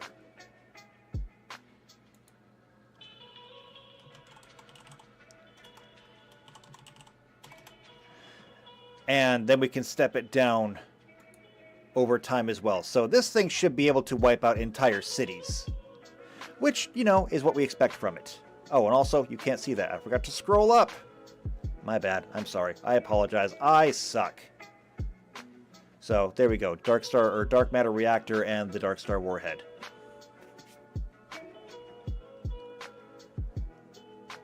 Alright, what's next? We are running long on time here. And still a lot to go through. We gotta go faster. Decoy launchers. Because I am not coming back to Tau.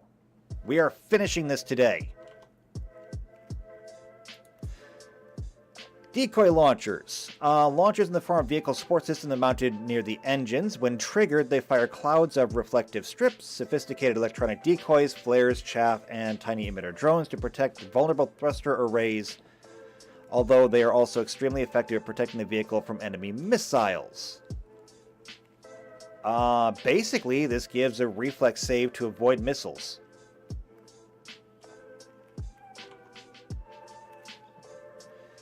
Okay. However, vehicles do not have a reflex save. So what they will give...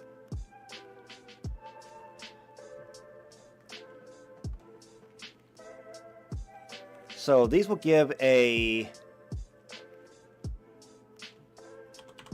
piloting reaction to evade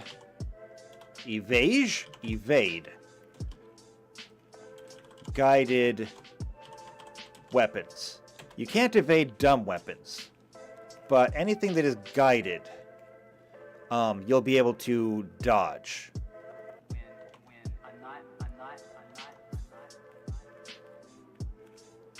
And you will be able to use this once per vehicle size.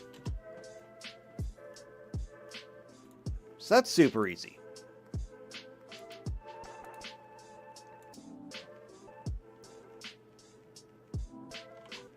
Next up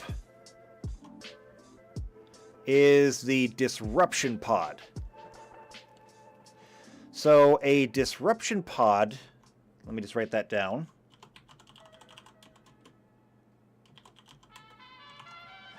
A disruption pod is a vehicle support system that throws out distorting images in both the visual and magnetic spectrum, making the vehicle hard to target at range. The effect can be combined effectively with the use of cover, making the vehicle extremely difficult to hit. Now, my first thought there was that it creates clones, but I don't think it quite does that. It just says it throws out distorting images. So I'm thinking it's less of a clone and more like those jagged lines they used to paint on battleships to break up the shape. You know, kind of the same thing, just high-tech. So all we're really going to do is the disruption pod is just going to add to their armor class, I think. So the disruption pod is going to be a +1 AC per vehicle size. However, it is powered. And so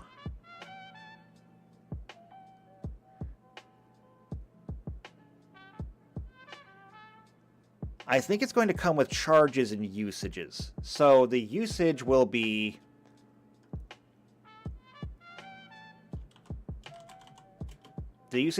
one per turn, and capacity will be 10 per vehicle size. Larger vehicle, larger battery.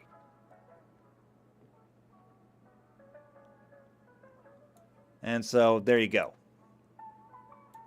Super simple. That means that the larger the vehicle is, the better advantage they get from it, which is really good because larger vehicles are easier to hit.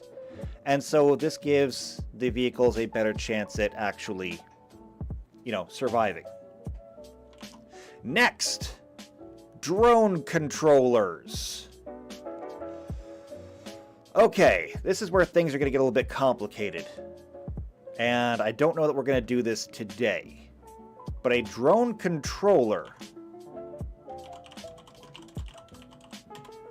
The drone controller itself is going to be pretty easy. But a drone controller is an electronic device used by Tau to control the robotic Tau drones, acting as a hub of digital communications between the operator and any drones that are nearby the user.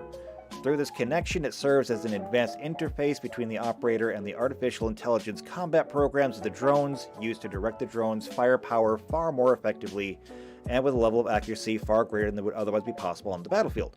A drone controller is a Tau technology most commonly employed by a variety of Tau units, whether it's the support systems for Tau battlesuits or a hardwired piece of Wargear for Tau infantry, or battlesuit pilots of the rank Shazver or higher. Very simply, I think this is going to be...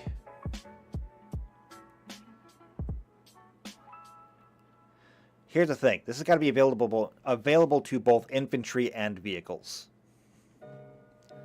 And so for infantry, it's going to be similar to like the marker light. See, that is those. Here we go.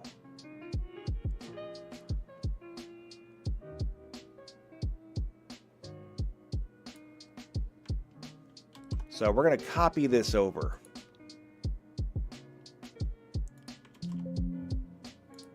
Just copy it. Actually, hold on. Undo that. There. All right. So for marker lights, we don't need this. It's going to be drone controllers.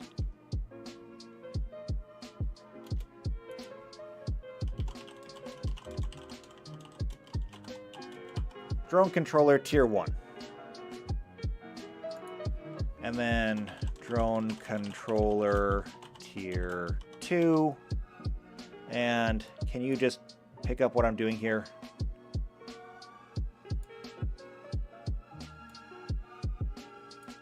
There we go. Now, each one of these is going to allow us to control a certain number of drones.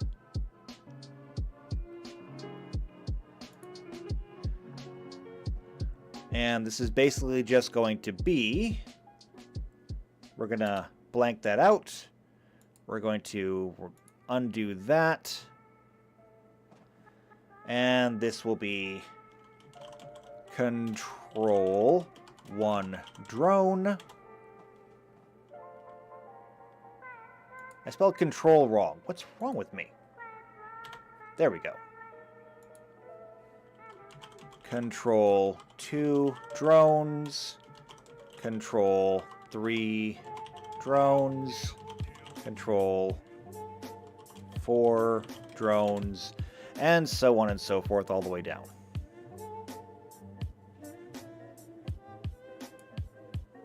All it did was copy them down. Okay, well, I'll have to fix this later. But you get the idea. So that's great for this.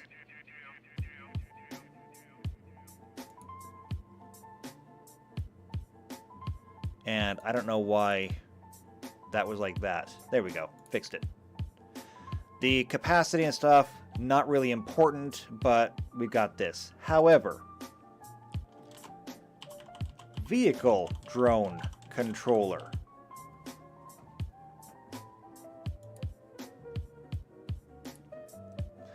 A vehicle controller will allow us to control 1 drone per vehicle size.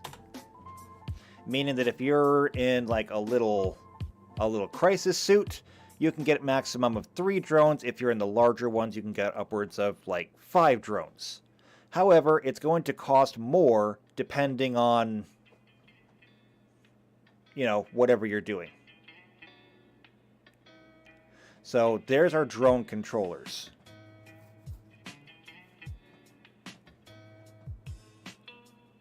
And JP says, I like the background music. I don't know, I can't hear it. It doesn't actually come through my headphones. It just goes straight through the stream. So I'm hoping that it's not too loud or anything like that. It's just supposed to be there to help fill in the gaps, so I don't have complete silence. Actually, I can check the levels.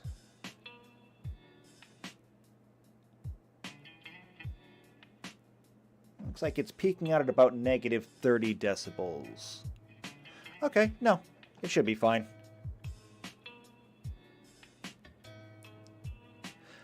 Alright, so that's drones. What can we do next? The early warning override.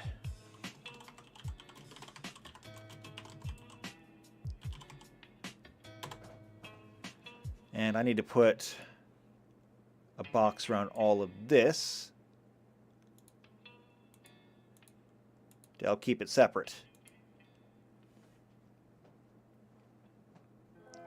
So, early warning override. An early warning override is an advanced sensor suite that has been calibrated to detect electronic signatures of teleport beams and orbital entry jump systems. If such a signal is detected, the system jolts a Tau battlesuit's weapons to lock-on status and firing before the target has a chance to react. This support system is available for most forms of Tau battlesuit. Now that is a very interesting thing. What it essentially means is not necessarily that if you get a bonus on your initiative, because it's not even really waiting for the battle to start, it's preemptive. This is actually a fascinating little piece of technology. This is going to be really special because this is actually going to give you surprise turns.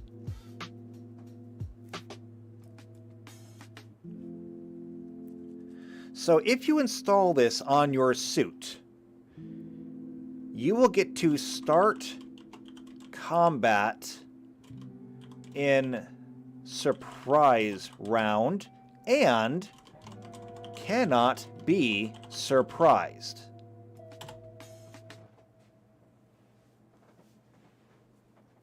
Now, when it comes to surprise combat, generally speaking, there are a lot of things that fall into play there. When you start into surprise combat, you get to deny people their dexterity bonuses in general. If they do get to counterattack, they usually take big penalties on their attack rolls because they don't get time to aim or to really identify what they're swinging at. There's a lot of things that go into that, so having the early warning override means that you get to go first in almost all combat.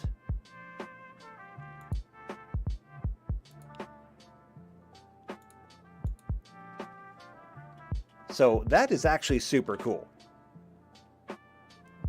The Earthcast Pilot Array. An Earthcast Pilot Array is a Farsight Enclave exclusive modification to the Riptide battlesuit intended to accommodate an Earthcast member as its pilot. Whilst an Earthcast squat and muscular physiology makes them ill-fitting pilots for the Tau battlesuits they are famed for creating, in the Farsight Enclaves it is not unheard of for an Earthcast pilot to be fitted to a Riptide battlesuit in order to grant rare individuals the honor of donning the hero's mantle. Okay, Earthcast pilots are naturally able to judge a battlesuit's accuracy and energy tolerances far better than their Firecast equivalent, and are able to activate the Dark Matter Nova reactor with a greatly decreased chance of dangerous radiation feedback. However, an Earthcast pilot skills in close quarters combat nevertheless leaves much to be desired. That's very interesting.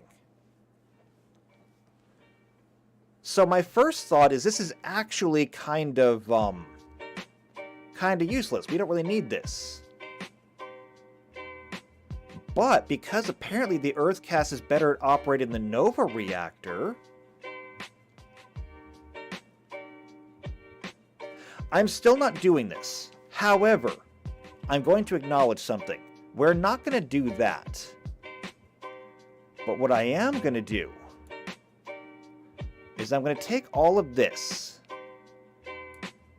and I'm going to move it down. And I'm going to remove this box because we got to make an alteration here. For Earthcast members, so if you rolled an Earthcast Tau, so Earthcast, DC plus 1 for every previous save.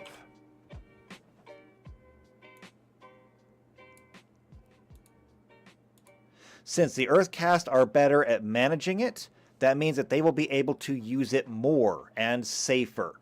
That does not mean, however, it is going to be safe forever. But it does mean that they will be able to get more use out of it.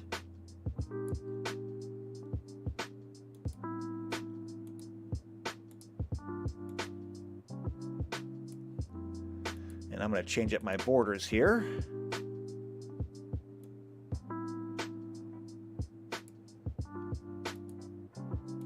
There we go. Okay, but the Earthcast modification, we're not doing it. Don't need it. It's one of those things that's just too complex. It's too niche. We don't need it. The Eclipse Shield Generator. So the Eclipse Shield Generator is an experimental variant of a shield generator whose prototype is only wielded by the Chasseur Vesuv. I don't speak Tau. His Eclipse Shield Generator exerts a drain on the Hazard battlesuit's power capacity, but is able to project a potent defensive energy barrier that is capable of diffracting light in much the same manner as a stealth suit's stealth field generator, making the commander harder to target at long range. Okay. We go back to vehicles and we look at the stealth suit. Let's see, a hover barge, Manta, Orca, bombers. Here we go. We started with the medium battlesuit frames. So the Crisis Enforcer, Broadside Hazard, Ghost Kill, Vanguard. Which means that the stealth suit is over here. Right? No, it's up at the top. Here we go. Recon armor, here we go. Pilot battlesuit and stealth battlesuit. We actually did not give the stealth battlesuit the stealth. We just made the armor part of it. So we do not have any we don't have any actual stealth capability there. So instead, here's what we're going to do.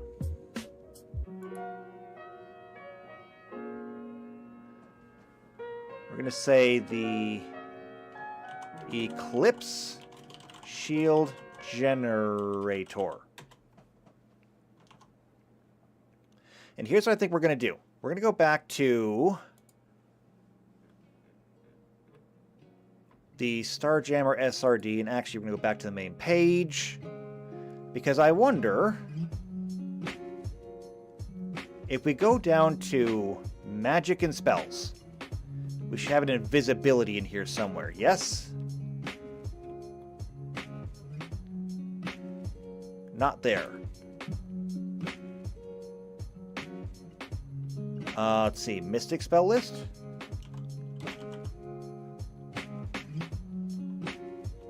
Dark vision, see invisibility, vision.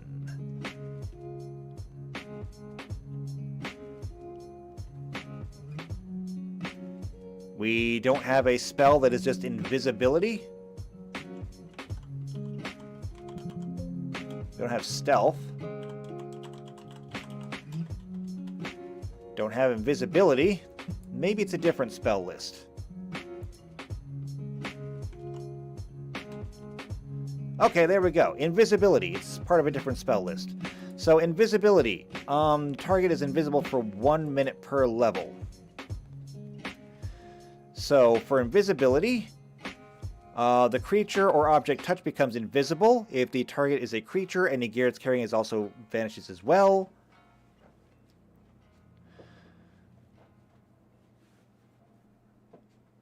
What I'm interested in is... Let's see. Actions directed at unattended objects don't break the spell. Spells that specifically affect allies but not foes are not attacks for this purpose. Even when they include foes in their area, causing harm indirectly is not an attack. Thus, an invisible being can open doors, talk, eat, climb stairs, summon security forces, blah, blah, blah. Okay. So here's what I have to assume. I have to assume that invisibility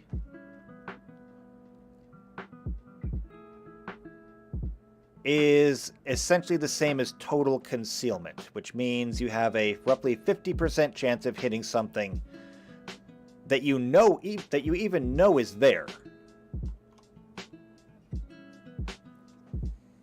So this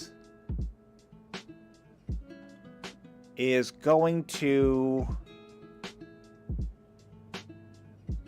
grant invisibility to the vehicle,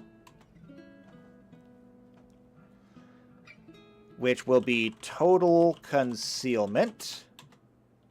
However, it's going to have an energy usage. So the enemy usage is 1 per turn. Capacity is only going to be 5 per vehicle size. I don't want you to be invisible all the time. Still, though, that means that you get 15 turns of invisibility in a medium-sized suit.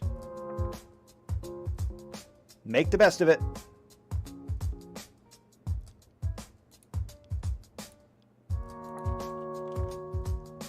And I mean, it is still a battle suit, so even though you are invisible, you're not silent.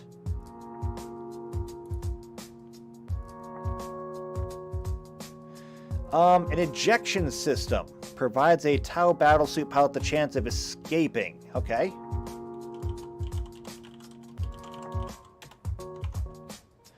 Do we already have that? Ultimate vehicles. Apparently not. There is no ejection system in vehicles. That's, Really?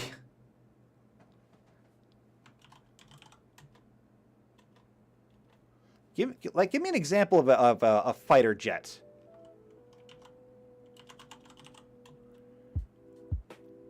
Fighter jets usually have ejection seats. An atmospheric scout. Let's see. Advanced materials, fast hover, weapon mount, auto control unit.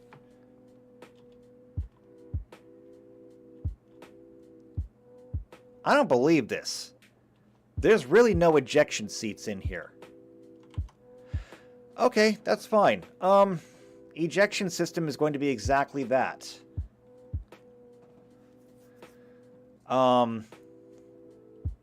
As a free action, so it can be used on anyone's turn, your turn, their turn, whatever. As a free action, eject from the vehicle.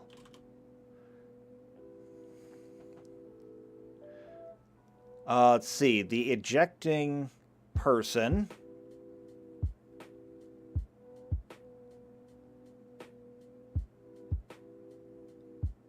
I think we'll tie this into vehicle size as well. But the ejection seat, does it say in here how far it can travel? So a chance of escaping catastrophic damage to the battlesuit, getting clear the imminent destruction. Once ejected, the pilot is armed with nothing more than a pulse pistol and has to make his escape from the battlefield.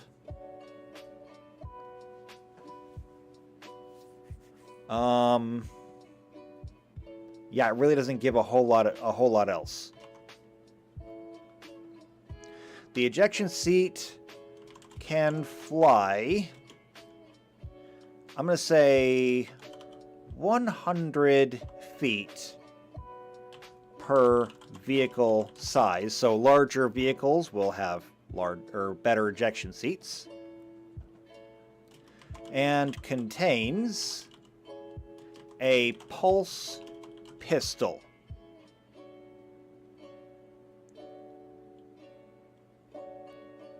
Oh, wait, hold on.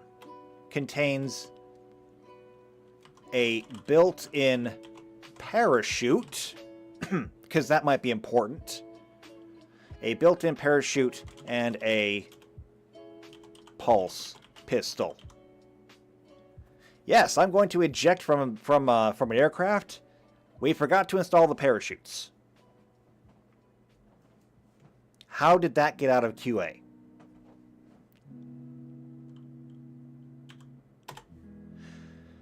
Okay. I'll put a box around that. Next. Energy shields. So, energy shield, also known as a deflector shield, is an especially large shield generator most commonly fitted onto larger Tau aircraft and spacecraft like the Manta. Strike-modified Orca transports utilized exclusively by the XV-9 Hazard battlesuits with projector wings are also fitted with... Here's the thing. I thought about this. I really did. I thought hard about the energy shield thing, and then I realized we don't need to do this. We don't have to do this. The reason we don't have to do this is because... Let me close this and get this out of here. If we go all the way down to, let's see, the bottom of, well, not the bottom, but into all the different add-ons for vehicles, we have an expansion bay adaptation. And if we can get an expansion bay adaptation, we can get other things. Or we have deflector shields right here. 20,000 credits plus the size of the vehicle. So energy shields, done for us. We have nothing to do here. And that's going to save us some time. The Ether Drive. It is a Tau spacecraft drive that allows for faster-than-light travel through the boundary between real space and the warp. Unlike an Imperial warp drive, which allows a starship to fully enter and navigate through the warp to achieve apparent superluminal speeds and reduce travel times in real space, the Tau Ether Drive only allows a starship to make brief dives into warp space. While a Tau starship outfitted with the Ether Drive can still achieve apparent superluminal velocities from the perspective of real space, interstellar travel using this technology is far slower than conventional warp travel. Despite the Tau's lack of psychers and their lack of understanding of the true nature of the Etherian, the Earth caste has nonetheless developed an effective drive system that is sufficient to suit the needs of the rapidly expanding Tau Empire. That is very cool. Also, we are totally not doing that today. So we will have an entire episode dedicated to building the warp. And we will be covering every type of warp travel there is. But that is not today. We don't have the rules for the warp. It's going to be very complicated. So we're skipping this one for now. Failsafe detonators then. A powerful explosive device that causes the bearer's battlesuit to self-destruct in a lethal explosion. Again, I think we already have that. Self-contained, itself, heavy engineering. Okay, no, we don't have self-destruct in here, but because we can add starship expansion bays, we can add a starship self-destruct. So up here, it's not an expansion bay per se, but under security, a self-destruct system. It costs 5 times the size category of sensors. So we've got that. Used most often as the last resort, the self-destruct system completely destroys the starships on which it is installed if the ship had taken damage equal to twice its hull points, often killing everyone on board. I don't know how you could possibly survive it. Anyway,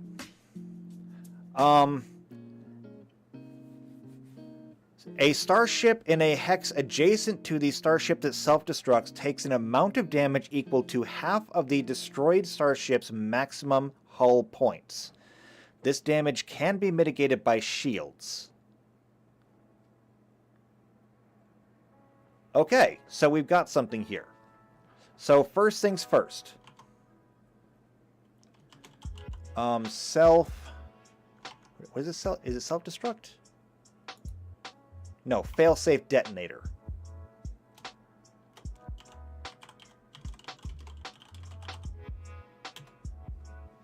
So this is going to be a self-destruct.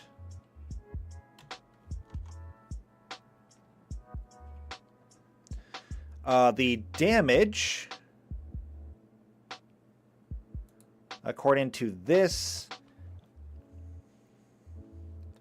so starships in an adjacent hex take an amount of damage equal to half of the destroyed starship's maximum hull points. So that's what we're going to do here. So damage is equal to half HP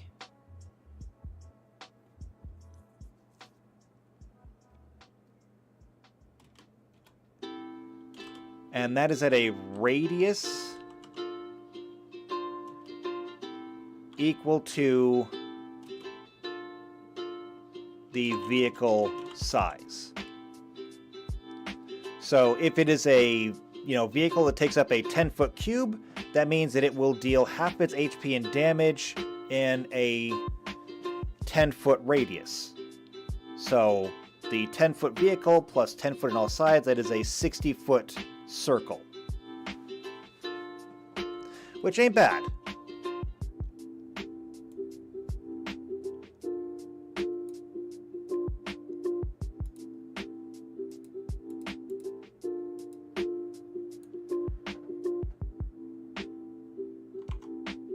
What's next?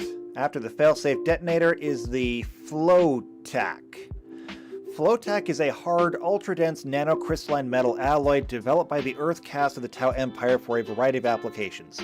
It is most commonly utilized as the primary constituent of a vehicle, aircraft, or infantry armor plating. It is very resilient to penetration by kinetic strikes. This is basically just their armor, which we already assume that their vehicles are made out of, because just like, well, what else are they going to make them out of? Popsicle sticks. So Flow-Tac, whatever it is, we don't even need to bother with this stuff. It's cool from a lore perspective, but from a mechanical perspective, not useful. That brings us to a Flechette Discharger. It is a vehicle support system that consists of powerful clusters of reactive charges attached to the prow of the vehicle. If an enemy moves into close proximity of the vehicle, the dischargers automatically fire off clouds of high-velocity flechettes, which often prove to be lethal against the would-be attacker. Okay, now that's something we can do. So, Flechette Discharger.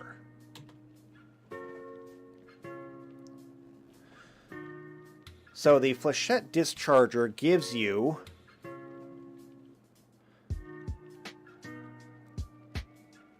this is a free reaction attack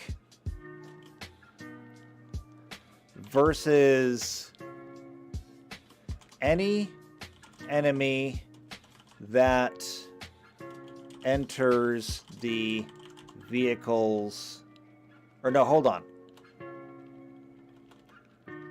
That becomes adjacent to the vehicle.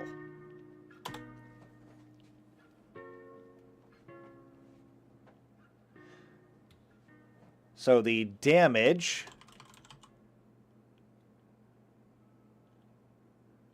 will be...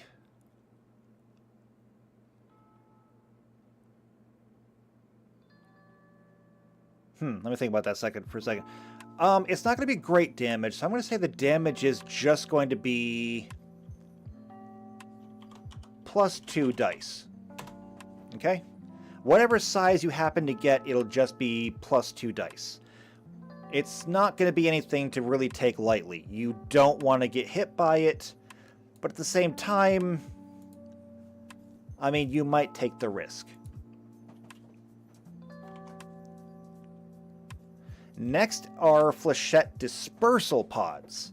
These are a variant of the vehicle-mounted Flechette dischargers and are equipped on Yavara battlesuits. They differ in that they can be triggered to fire at nearby enemies by the battlesuit pilot, even if they are not actively assaulting. I don't see the reason to add this. I really don't.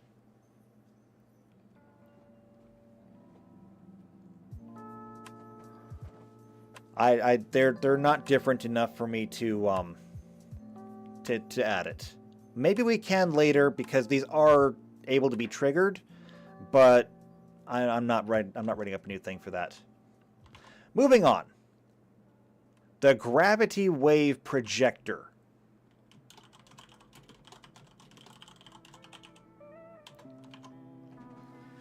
So, Gravity Wave Projector is a piece of technology developed during the Third Sphere expansion and is only ever carried by grav inhibitor drones that have been deployed as part of a Pathfinder's reconnaissance teams.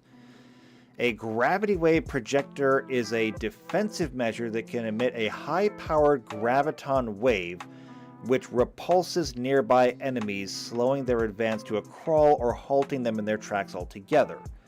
This allows the Pathfinder teams to move out of the way of an enemy assault and to take the time to react to the assault through the most efficient manner. Interesting. So a gravity wave projector is basically the opposite of a tractor beam.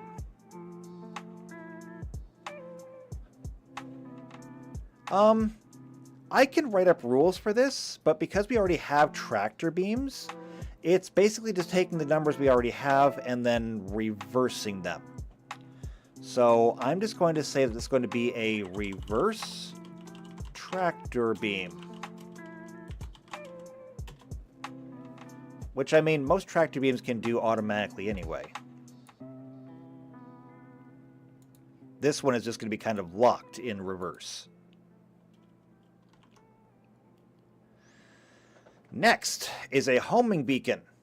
It is a multi-spectrum Tau homing device that when placed and activated allows a Hunter Cadre's Tau battlesuit reinforcements to deploy with pinpoint precision in the immediate area. Homing beacons are usually only issued to stealth suit pilots with the rank of Shazver, Ethereals, and Recon drones. I don't really see the need to add this, because I'm pretty sure that Starfinder already has homing beacons. And if not, I see no reason why a homing beacon could not be included in, say, your communicator.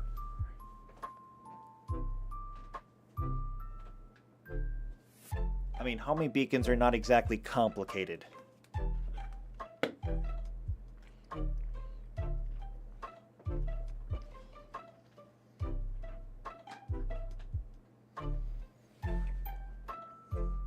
So we're going to skip this. Next is the Icefire Warhead.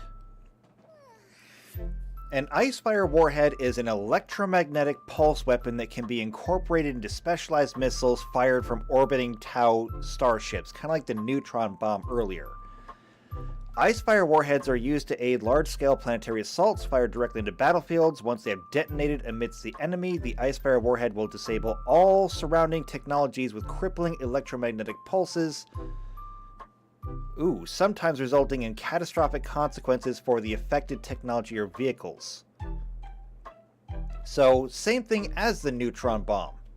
It's just not radiation.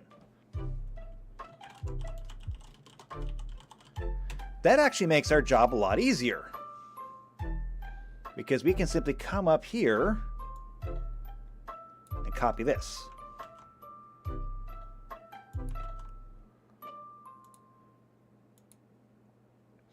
The only difference is, instead of radiation, it's going to be EMP.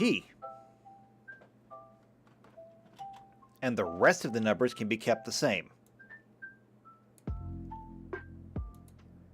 I love it when I can reuse stuff. Okay, what else? Iridium armor.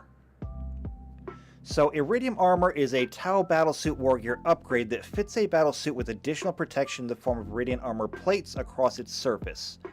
Iridium armor significantly increases the resilience of its external armor to the point where it can shrug off all but the heaviest firepower. This enhanced protection comes at the cost of a decrease in maneuverability due to the increased weight impeding the function of the battlesuit's jetpack. The Iridium armor upgrade is only available to battlesuit pilots. Doesn't matter because I'm going to make it available to everybody. So we already have the disruption pod, which is going to make or increase its AC just by making it harder to hit. This thing is going to make it more resilient when it does get hit. So Iridium armor.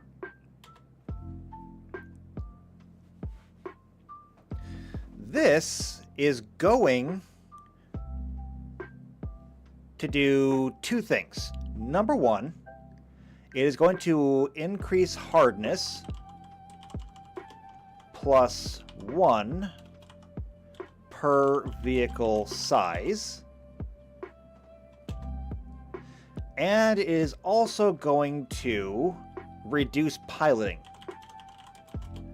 Piloting -1 per vehicle size, because it's going to make it less maneuverable. So super simple.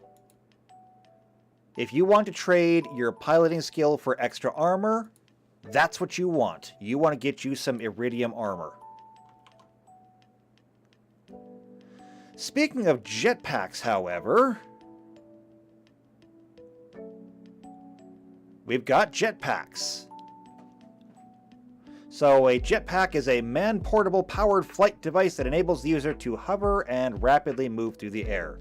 They grant great mobility and maneuverability to their bearers. Jetpacks offer more controlled flight than jump packs and are designed to provide stable firing platforms rather than the rapid means of entering close combat. Now, the thing is, I think we already have that.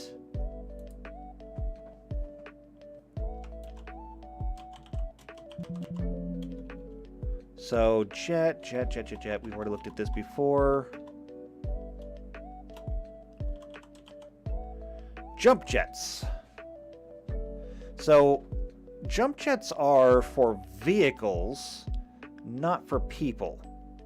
But I think that we actually already have jetpacks. So jetpacks would be under technological items.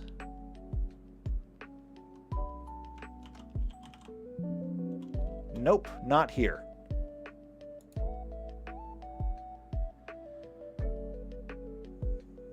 Not magic. I swear it would be under technological items.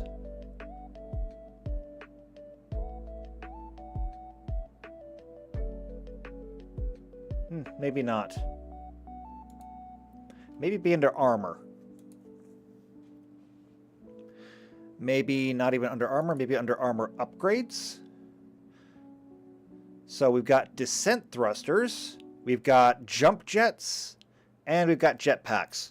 Okay, it's already integrated into Starfinder, which means that we do not need to mess with jetpacks at all. They are available to literally everyone.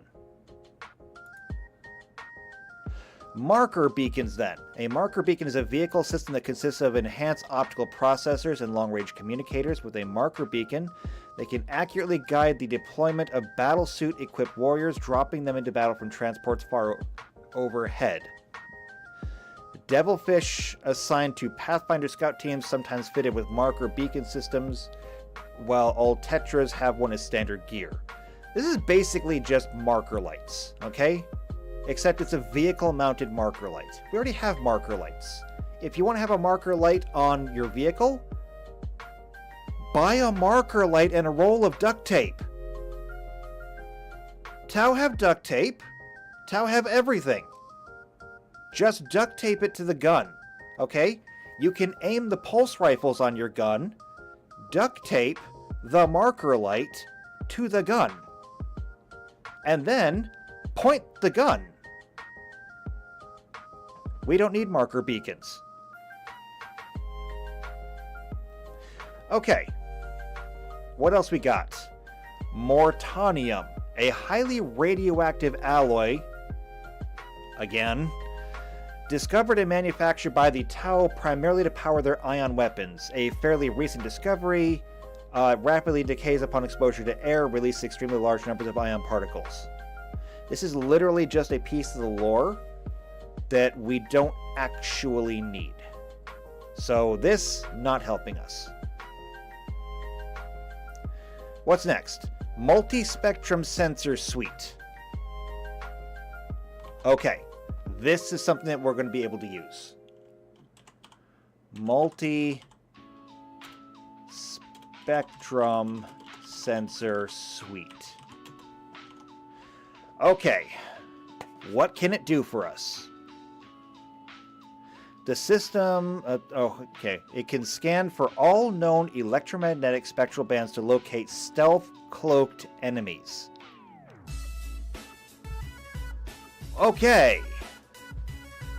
The system then relays this information back to targeting computers of the squad members. A multi-spectrum sensor suite is a signature battlesuit support system that represents the pinnacle of Tau sensor technology. With the information provided by this sensor suite, the user squad can then direct their firepower to bypass virtually all forms of cover and more effectively strike at their enemies. However, the current rarity of this signature system within the Firecast means that its distribution is usually limited to only one per hunter cadre. Okay, so when we look at this thing, the only thing this thing is really doing for us is it is removing stealth and it is removing concealment. Okay? So if you equip the Spectrum Sensor Suite, this is going to negate invisibility, stealth, and negate concealment. Kind of like what the marker lights do, where every time you get a marker light on something, you get to reduce its concealment, or if you get a really good marker light, you can reduce concealment entirely. This thing is just going to be able to negate this stuff. And the reason why I say it's just going to be able to negate is because... Oh, fine. Invisibility. There. There's not really tiers of vehicle weapons. It's either... It is what it is. Usually you just pay more to put on a larger vehicle. So we're just going to leave this one as is, but it's going to be expensive as hell and incredibly rare. Next, multi-tracker. Now this is actually one that I've been thinking about. So a multi-tracker is a sophisticated fire control system mounted in a sensor node. Infantry and battlesuit versions of the multi-tracker aid the user by coordinating the fire of multiple weapon systems simultaneously, thus allowing the bearer to make full use of their wide armament and become formidable opponents in a wide variety of battle conditions. Vehicle-mounted versions of the multi-tracker allow the vehicle's weapons to be fired more effectively and with more accuracy when on the move. All battlesuits are equipped with multi-tracker systems as standard. So we may have to actually go back and add that to the battlesuits. But what this is essentially doing is it gives them all multi-attack. Now, multi-attack is something that's not in Starfinder, but it is in Pathfinder. Multi-attack allows any creature with natural attacks to use all of its natural attacks in one turn. So they can totally just eviscerate something. So, multi-tracker. This is going to give multi-attack. So, allow the use of all vehicle weapons in one attack. However, and I want this to be cumulative. So it's going to be a -2 attack penalty per additional weapon attack. So if you fire 2 weapons at the same time, it's just a -2 penalty to both weapons. If you fire 4 weapons, you're talking a -6 penalty to everything. Could it still be worth it? Might be. But that'll be super easy. Slap that or have that on your battle suit and just jump in the middle of battle and go nuts. Okay, the MV52 shield generator is an experimental variant of the standard shield generator. We already have shield generators, okay? This is fitted only on specialized shield drones. It is able to project the most potent energy shields of any Tau shield generator. During this battle, whatever. I don't care. We already have shield generators. We're done. Commander Longknife's variant shield generator, we've already got them. Neuroweb System Jammer. So developed in the Tau's quest to seek mastery over not only their own technology, but also over that of the other starfaring races, the Neuroweb System Jammer is a device capable of broadcasting a jamming field that interferes with enemy weapon systems, causing critical, sometimes explosive malfunctions. The Neuroweb System Jammer is a Tau battlesuit signature support weapon available only to battlesuit pilots of the rank of Shazver or higher. Interesting. So, what I think we're going to do with this one is it seems like an EMP ability.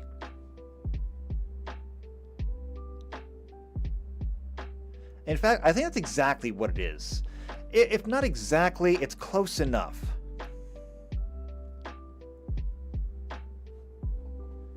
It's close enough that I think we can use it. So, Neuroweb System Jammer. So this is an EMP weapon.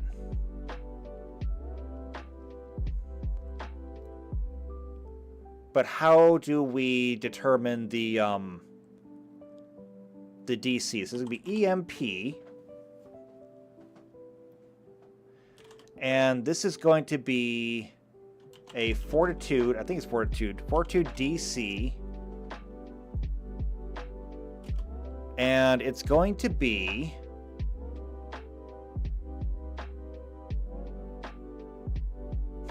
At the highest, it should probably be like a 20. The DC, I think, is going to be...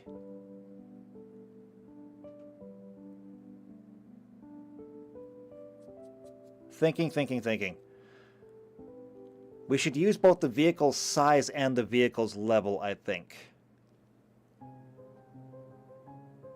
So the Fortitude DC is going to be the vehicle level plus...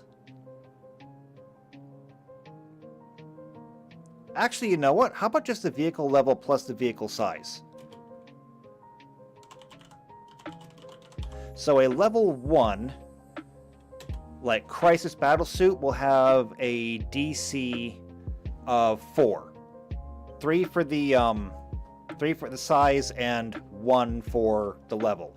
But if you upgrade your battlesuit and get it to a higher level, then you could have a really good EMP weapon there. So you target a person, you hit them with the EMP, or at least in this case, the NeuroWeb System Jammer, and you can cause all their equipment to jam up.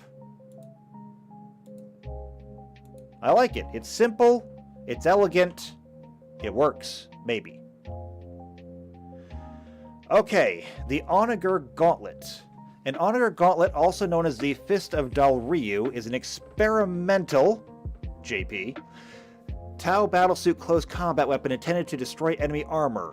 An Onager Gauntlet takes on the appearance of giant gauntlets, each shimmering with an immense payload of potential energy, intended to allow Crisis battlesuits to remain effective against armored companies of the Imperial Guard in extended operations where ammunition reserves could run low. An Onager Gauntlet is a Tau battlesuit signature support system available only to battlesuit pilots of the rank Shazver or higher. Armed with an Onager Gauntlet, a battlesuit could punch a hole through the side of an Imperial main battle tank and rip out its power core with ease. Of the 12 original Onager Gauntlets utilized during the Battle of Black Thunder Mesa, only one was recovered from the Bravestorm's critically damaged battlesuit, which was surrounded by the smoking wrecks of over a dozen Imperial armored vehicles. Interesting. Okay, so, with this gauntlet,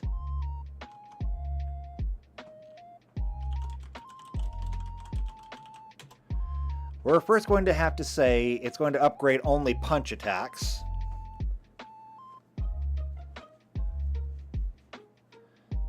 So, we're going to say punch upgrade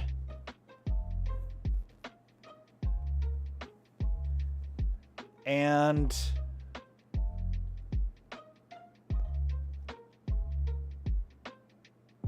it's going to ignore hardness. That's what it's going to do. It's going to ignore hardness. So punch upgrade, ignore hardness. I was going to go for the AC at first. However, the AC isn't really divided up between like armor plating and dexterity like you would have in normal infantry. It's just the armor class of the vehicle.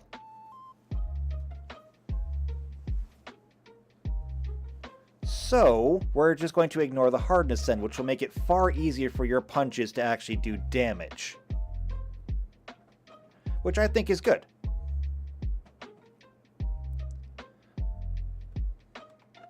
It's already possible to crit, so if you manage to crit with it, that should be fine.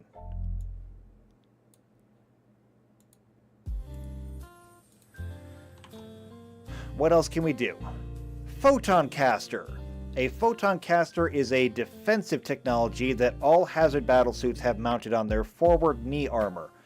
Operating in a similar fashion to photon grenades, photon casters are designed to be used in situations where they advance too close to the battlesuit, to repel attackers with a dazzling pulse of multi-spectrum light and deafening sonic bursts. This will often blind and disorient attackers, confusing them and slowing their charge so that the battlesuit is able to respond.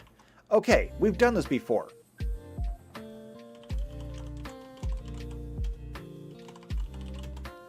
So, we don't need to figure this out. We did this over here in the Tau weapons.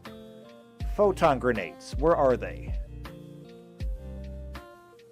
Here we go.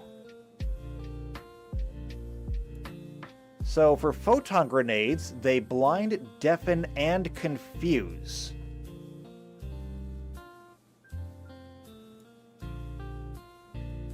And they have a range of 20 feet.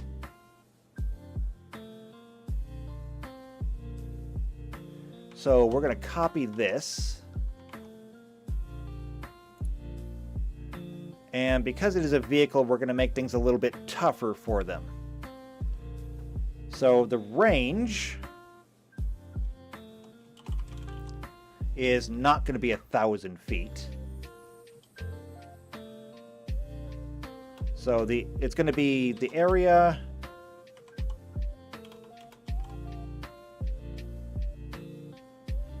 is going to be a cone. The range is going to be...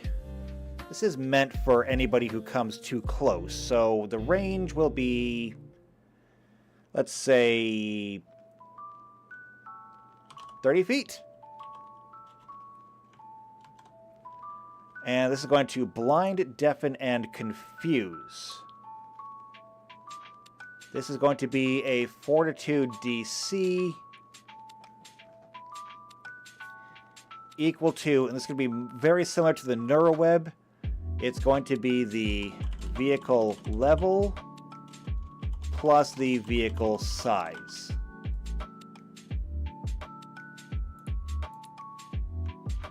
And then we can adjust this as we go.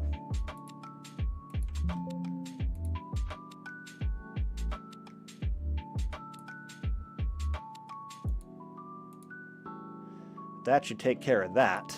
Basically, it's just big blinding headlights attached to the knees. So, you know, that's cool. Okay. Point defense targeting relay.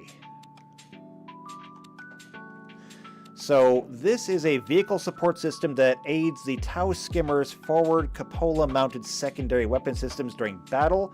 A point defense relay will automatically target and engage enemies that try to assault the vehicle and or nearby friendly troops, thus providing superior covering fire for nearby firecast units.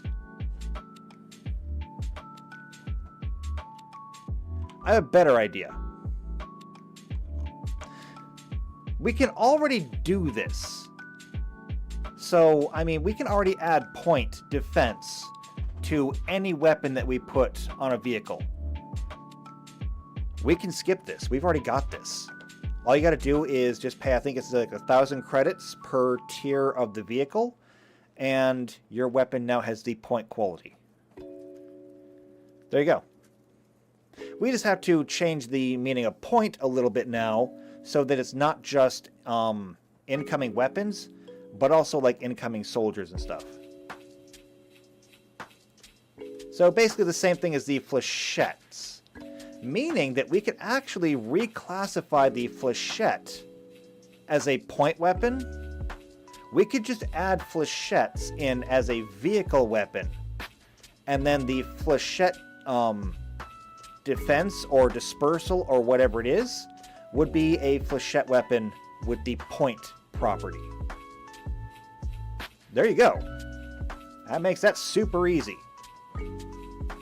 Okay, positional relay, a sophisticated device that actively records detailed battlefield data before relaying in a tight band encrypted burst to Tau assets in orbit, allowing them to better coordinate forces operating in strategic reserve.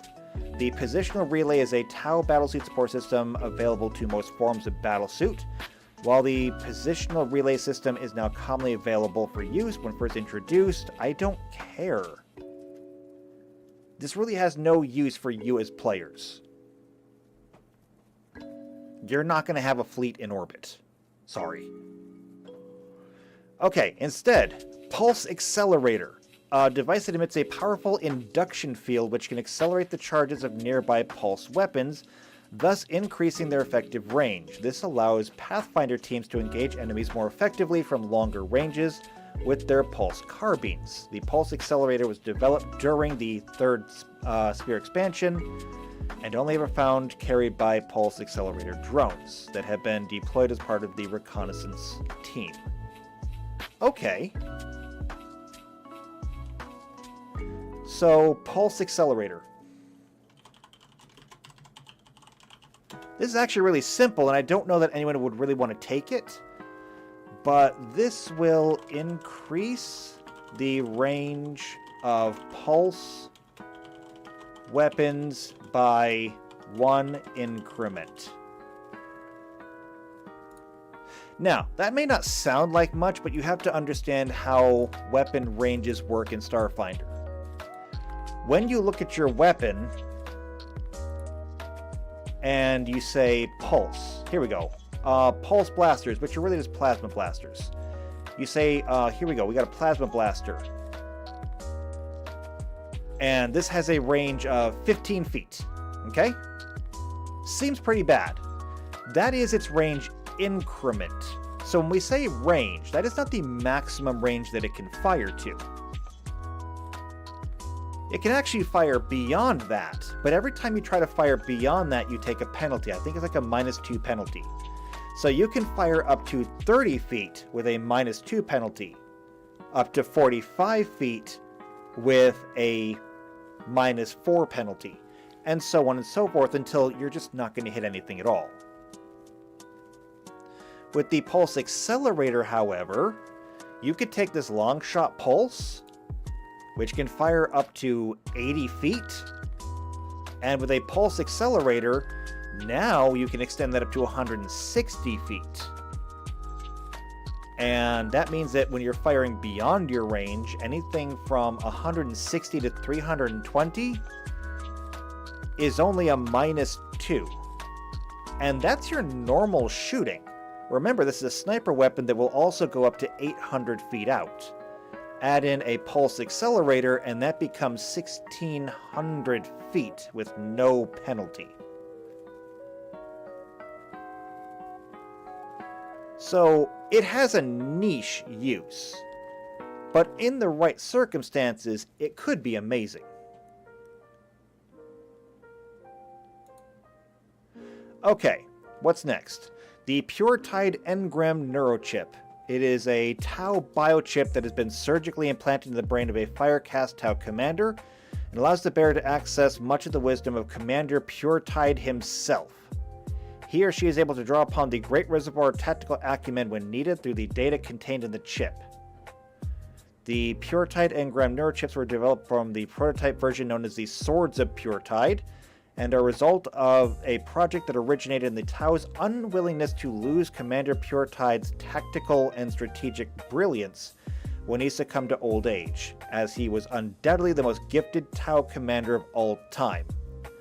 Upon his death, PureTide's mind was scanned and his accumulated memories committed to a massive hologram program on his birth world of Dalrith.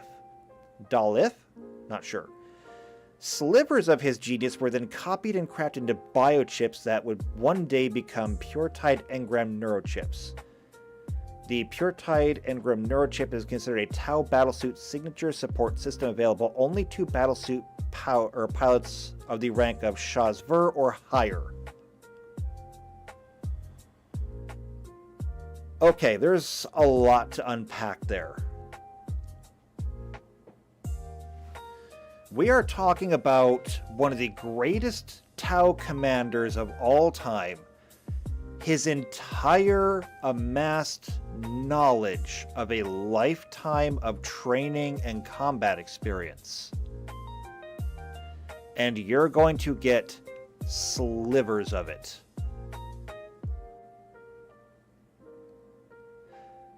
This is not something that I can easily put down in here because this is going to be... This is the kind of thing where you would pick up this neurochip, and when you installed it, it would significantly augment one part of what you're doing. You would never ever become Commander Puretide himself, obviously. However, depending on what it got, it could augment your dexterity, it could augment your intelligence, it could give you new feats, it could give you new skills, it could even give you things like class skills. Or rather, class features from professions that you're not even a part of. So, this is good, but this is going to be very complicated. We're going to have to get to this another time. So, Pure Type Engram Neurochip.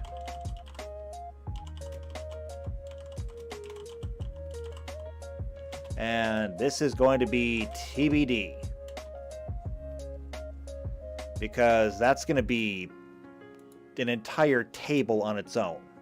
We first have to determine what benefits it can give, and then we have to determine how to divvy them up.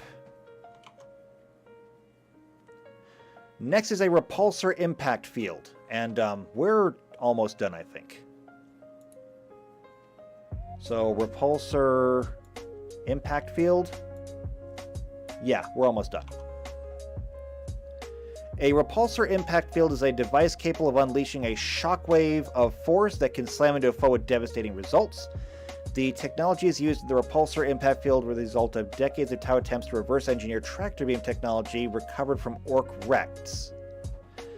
Whilst the Earthcast attempts to decipher its workings have largely proven futile, in no small part due to the complete lack of logical, uniform construction employed by the Greenskins, the sum total of Tau ingenuity has so far managed to produce a few functioning repulsor impact field systems.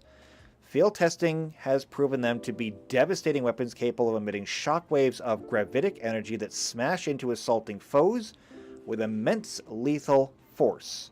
The repulsor impact field is a Tau battlesuit signature support system available to...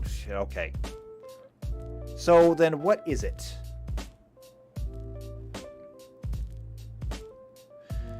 It is really just a wave. It doesn't say that it goes in one direction, so I'm going to assume that it goes in all directions.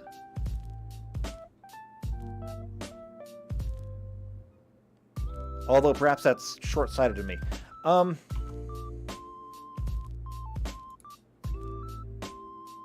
So the repulsor impact field.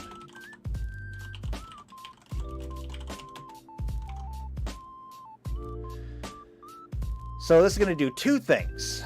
Number one, it says it has proven to be a devastating weapon capable of emitting shockwaves of gravitic energy that smash into assaulting forces with immense lethal force. It's got to do two things. It has to do damage, and it has to push. Both of which are actually very easy to do. This, I think, is going to be a weapon. I think that's exactly what I'm doing. I'm going to turn this into a weapon. So we're going to say weapons. We're going to copy this over.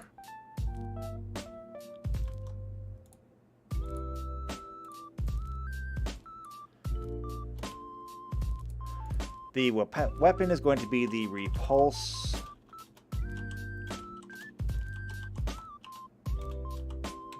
repulsor impact field. The range is probably not going to be great. So the range is probably going to be all of 20 feet. The damage of this thing is probably going to be +2 dice. Okay? Not bad. Size can be any. Special, however. The special is going to be knock back of 1d4 times 5 feet. So this thing can throw you back anywhere from 5 feet to 20 feet. Remember that every time you get thrown 10 feet, that is 1d6 points of damage, so this thing could actually hurt. And as a matter of fact, if you mounted this on a small weapon mount, the knockback might actually do more damage than the weapon itself. Don't know, we'll have to wait and see. What's next? The Ravelin Shield Generator. It's another shield generator. Don't care. Riptide Shield Generator. Don't care. Seismic Fibrillator Node. A seismic fibrillator node is a potent disc-shaped device which, when activated, emits resonant frequencies of such power they cause localized seismic tremors. When the device is used correctly, these tremors can be greatly magnified and last for an extended period of time. Developed by the Earthcast scientists Ovessa, at the personal request of Commander Farsight, the seismic fibrillator nodes were used to defend Farsight enclaves against assault of the Wargrog. Upon the watery world of Slanesh, seismic fibrillator nodes placed on the ocean floor to awake the wrath of the world's oceanic vents caused tsunamis of such immense size that an entire orc navy was wiped out. They were also used in defense. I don't care about the history of everything. I just want to know what it does. And it causes earthquakes. Now, I don't think that's something that we have here.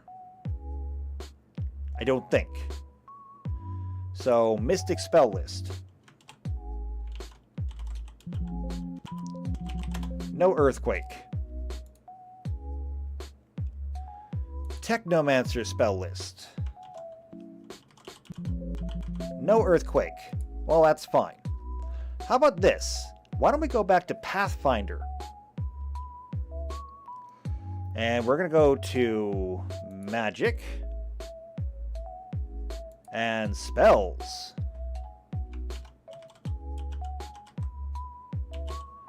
Earthquake. Now we got something. So, Earthquake is part of the Evocation School.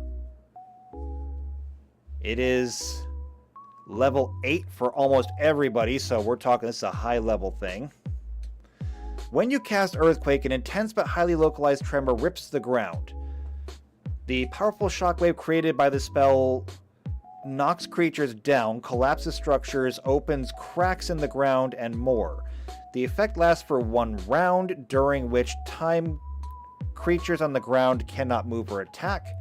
The spellcaster on the ground must make a concentration check, DC 20, or lose any spell they try to cast. Let's see. The specific effects of an earthquake spell depends on the nature of the terrain where it is cast.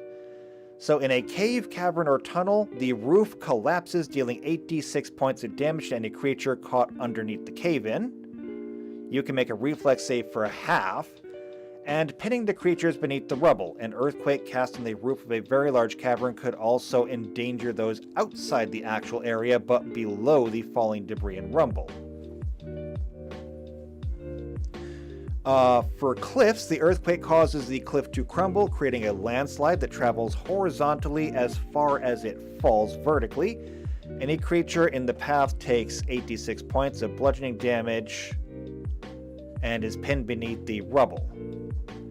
For open ground, any creature standing in the area must make a DC 15 reflex save. By the way, I have done this to my players before and actually murdered one of them with it. Fissures open in the earth, and every creature on the ground has a 25% chance to fall into one, with a DC reflex of 20 to avoid the fissure. They are 40 feet deep. At the end of the spell, all fissures grind shut. Treat all trapped creatures as if they were in the berry zone of an avalanche, trapped without air. See environment for details. If you're in a structure, go away. Any structure standing on open ground takes 100 points of damage, enough to collapse a typical wooden or masonry building, but not a structure built of stone or reinforced masonry. Hardness does not reduce this damage, nor is it halved, as the damage dealt to objects normally is. Any creature caught inside a collapsing structure for takes 8d6 points of bludgeoning damage. Reflex to have. For rivers and lakes, fissures open under the water, draining away the water from the area, forming muddy ground. Soggy marsh or swampland become quicksand for the duration of the spell, sucking down creatures and structures. Each creature in the area must make a reflex save or sink into the mud or quicksand. At the end of the spell, the rest of the body of water rushes to replace the drained water, possibly drowning those caught in the mud.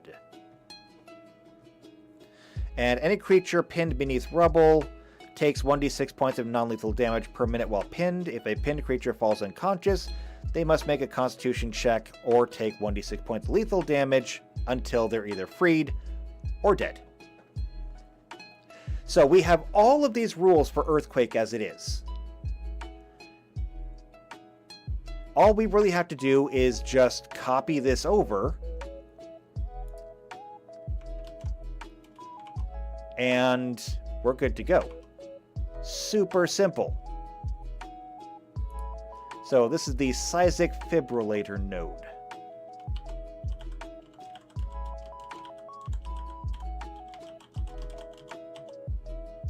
And I'm just going to say, as per Earthquake.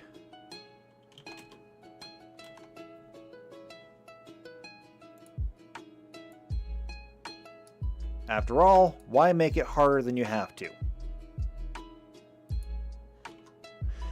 What's next? Sensor spines. Sensor spines are a Tau vehicle support system that consists of several highly sensitive antennae mounted on the prow of a vehicle. The sensor spines aid the vehicle by feeding data to an advanced ground-following flight control system, thus plotting safe courses through treacherous terrain and avoiding traps or mines that might be hidden out of sight. Okay, that's useful. Sensor spines. So these aid the vehicle by feeding data into advanced flight control system, so it's plotting safe courses through treacherous terrain and avoiding traps or mines that might lie hidden out of sight.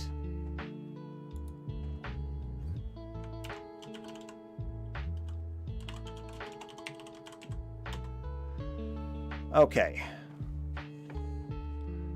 So difficult terrain is not covered in the vehicles.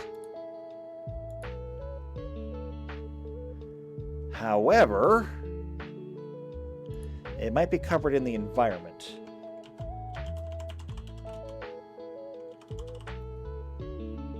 Here we go.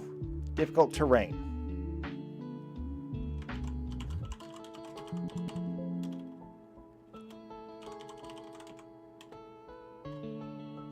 So difficult terrain, such as heavy undergrowth, piles of junk, steep stairs, hampers movement.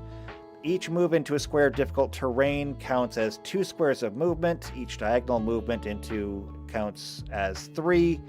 You cannot run or charge across difficult terrain. If you occupy multiple squares within different kinds of terrain, you can only move as fast as the most difficult terrain will allow.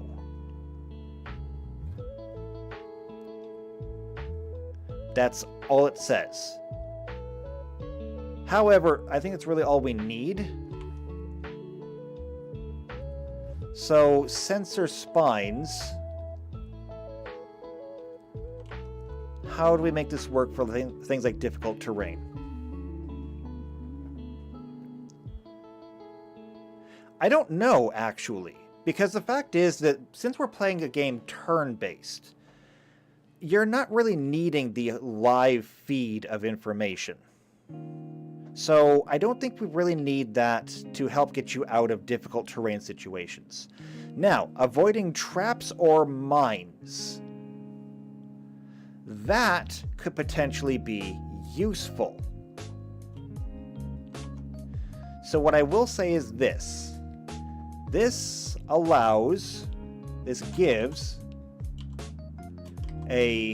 gives a free perception check to spot traps or mines. Which means that if you're in a vehicle and you're traveling and you have sensor spines on you, whether that's a skimmer or a battle suit or whatever it is, if I say in the middle of your turn, make a perception check, you may want to be a little hesitant. Because that means that there's something there that I'm wondering if you notice. Alright, shield generator. Ignoring it. Don't care. We already have shields. Stimulant injectors.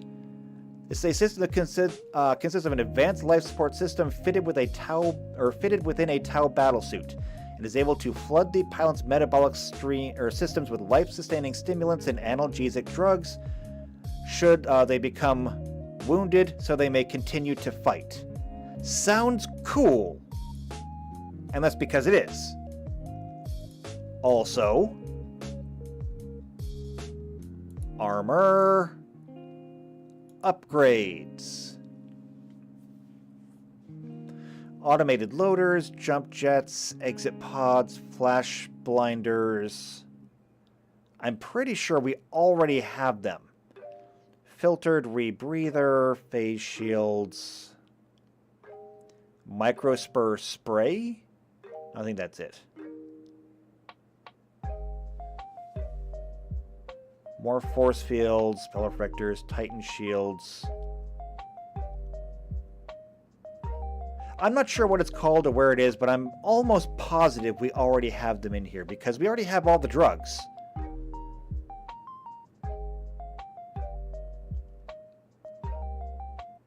So I'm going to have to look into that and see if we have it, because I'm pretty sure that we already do. So, stimulant injector.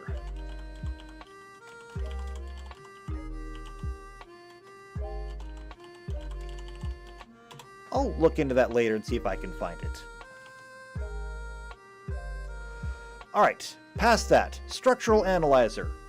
It is a unique prototype Tau signature support system only used by the Pathfinder known as Darkstrider. This device, worn over the eye, utilizes a newly developed form of sensor located in the backpack of Darkstrider's armor that scans for the critical weak points in enemy armor before feeding this information back into the targeting computers of Darkstrider and the Pathfinder team he leads. Well, that sounds fun, actually. So, structural analyzer.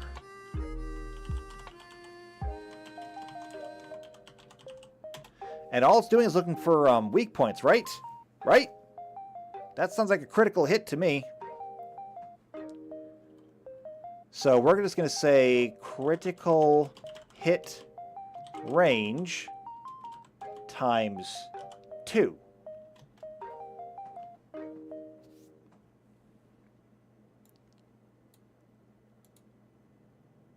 And just like that, you've turned your 5% chance for a critical hit into a 10% chance. And it's not the only way we have to do that either. You start combining a lot of these things and you could really create a critical build. Sunburst Bombardment. It is a Tau military tactic that can be performed by orbiting Tau starships to aid friendly ground forces engaged in difficult combat against a world's defenders. Sunburst bombardments are often used to aid large-scale planetary assaults during the initial planet strike. When the command is given, the skies over the target world flash with blinding white as Tau launch a massive onslaught of lumina flares at the foe, saturating and confusing any automated defense auspexes or tracking stations with the light. The shadow-haunted battlefield is illuminated starkly, each enemy stronghold now a glimmering beacon for the Tau force's concentrated fire. That is severely cool. Also, there's no way for me to integrate that. That's more of an environmental flavor kind of thing than an equipment kind of thing, so don't need it. The Sword of Puretide is the prototype of the neurochip that we added above. we can skip this. And there's a lot there to skip. The Talisman of Artha's Moloch. It is a form of rare artifact found in the dead world of Artha's Moloch, where by the forces of Commander Farsight. These hexagrammic talismans were discovered hanging upon great-robed statues. Okay, this is not actually a Tau technology. This is literally just a Tau relic that they found somewhere. So you kinda can't. You can't buy one of these. You would literally have to go on a quest to find one of these things. So this, not an upgrade. It's one of those things that if you found it, it might give you an upgrade, but you can't just install it. So, next, Target Lock. Target Lock is a sophisticated target acquisition system. Infantry and battlesuit versions of Target Lock aid the user by identifying potential targets and plotting fire plans to counter them, thus allowing the bearer to target a different enemy unit from that engaged by the rest of the squad. Vehicle-mounted versions of the Target Lock perform a similar role, except it allows the vehicle gunners with the same vehicle to be more effective at engaging multiple targets. A Target Lock is a form of Tau battlesuit support system, though certain Firecast infantry and battlesuit pilots of the rank Shasver or higher may also be found with hardwired versions of the system. Here's the thing.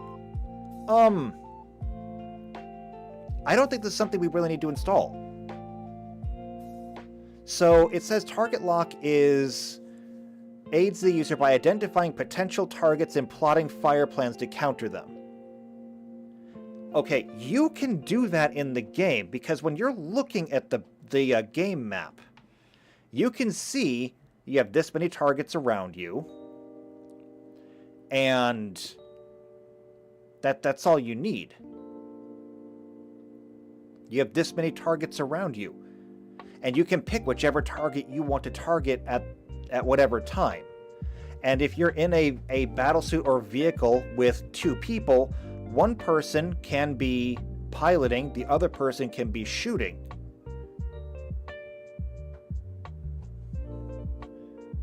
I mean, we already have the previous upgrade that takes away the penalty for snapshots. This is essentially sort of kind of the same thing. So we can kind of skip this, I think. Next is the targeting array, a sophisticated computerized targeting acquisition system that assists the aim of the user by adjusting for the target's range and speed, improving overall weapon accuracy. Primarily deployed as a Tau vehicle support system to assist the aim of the vehicle's gunners, the new application of targeting array technology has allowed it to be used as a Tau battlesuit support system. Now that is actually something we can use, because this is just a bonus to attack. So targeting array. So for infantry, and I can just copy this from up here actually.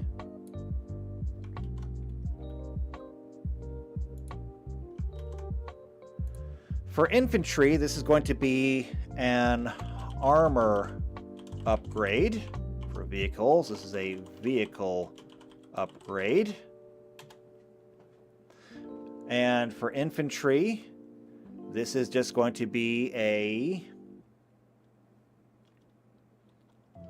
plus X on or to attack. And for the vehicle, this is going to be a plus X to piloting or it's piloting or computer to shoot. I forget. Starship combat. Gunnery, here we go. During the gunnery phase, they fire the weapons. Starships fire in the same order in which their pilots acted during that round's helm phase. Let's see. Turn, stunts, barrel rolls, attacking. Here we go. So, range and arc, gunnery check. Here we go. Attempt a gunnery check for each weapon. That is going to be 1d20 plus the gunner's base attack bonus or the gunner's ranks in piloting skill, plus the gunner's dexterity modifier, plus any bonuses from the computer system. Okay. So this is literally just going to be plus X to gunnery roll. There we go. And the plus X we can work on, because I'm way over time today and I don't want to keep you much longer, because I wouldn't want to listen to me this long, and I am me, and I have to listen to me much longer than this. It's hard to be me. So I can figure out the numbers for this later, but that's all it's going to be, is it's just going to give you a bonus to attack. So depending on what kind of upgrade you have in your armor, it taps into your vision or your weapon or whatever it is, and it just helps you to shoot better. That's all it is. It's super simple. In fact, it probably already exists in Starfinder, but we'll see. Next is a unified targeting matrix. A battlesuit support system used to coordinate special formations of broadside suits known as broadside destructor phalanxes. Only issued to the formation's attached Tau commander with the rank of Chazelle. A unified targeting matrix allows the combined fire of the formation's heavy rail rifles to demolish even the most heavily armored target with ease. I'm not gonna lie, I don't see anything there. I really don't. It says it allows them to coordinate. That's fine, I guess.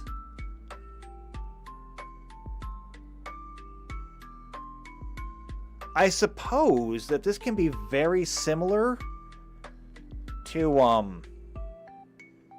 what was it? Was it I think it was the command and control thing? Black Sun Filter, command and control node, right. So this is every fire warrior in range gets +1 to attack rolls for every other fire warrior in range. This sounds like a broadside version of that. So I think that what we're going to do here, I think this is going to be an armor upgrade. Okay? This will be an armor upgrade.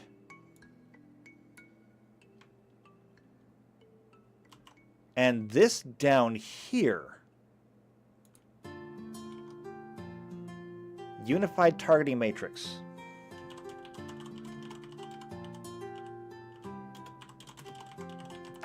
This is going to be the vehicle version. So this is going to be a vehicle upgrade. So for this, we're going to say every vehicle in range gets +1 to attack rolls for every other vehicle in range.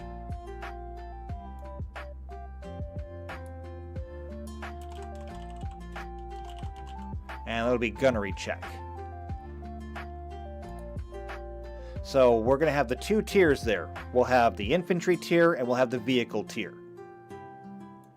Which is fine. I like it. That works out better than I expected it to.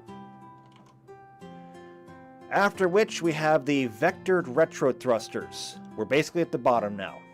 So vectored retro thrusters provide enhanced maneuverability to Tau battlesuits outfitted with a jetpack. Vectored retro thrusters are a battlesuit support system available to most Tau battlesuits, with the exception of those that do not possess a jetpack, such as the broadside, and those such as the Riptide, which cannot use the system due to their immense bulk. Battlesuits equipped with the vectored retro thrusters possess additional thruster nozzles for their jetpack, granting them a high degree of maneuverability that is useful in escaping enemies which have engaged them in close combat. While they are now commonly available support system for use when first introduced, they were a special issue. Okay. But then we have the vectored thrust array. This is a new application of the retro thruster technology for the larger Yavara battlesuit that augments the chassis' own jetpack to further increase the maneuverability of the battlesuit, allowing it to make huge bounds across battlefields in order to reach its target, leap high into the atmosphere so as to redeploy somewhere else, or boost out of close combat with assaulting foes. Here's the thing. I think that what these are is essentially just jetpacks for vehicles. So things like the, what did it say down here?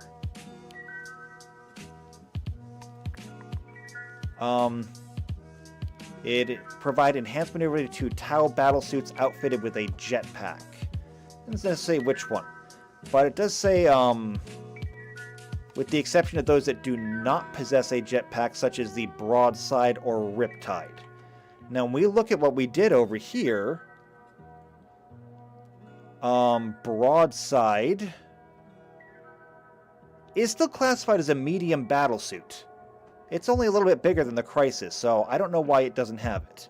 The Riptide, I get it. So what I think we're going to do here is we're going to come over to Armor Upgrades, and we're going to look at jetpacks.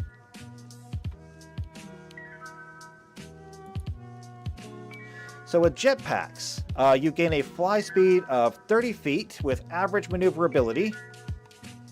You can use this for cruising flight at a usage of only 1 charge per minute, but you are flat-footed and off-target while doing so. Changing from normal flight to cruising flight or vice versa is a standard action. A jetpack cannot lift you if you are encumbered.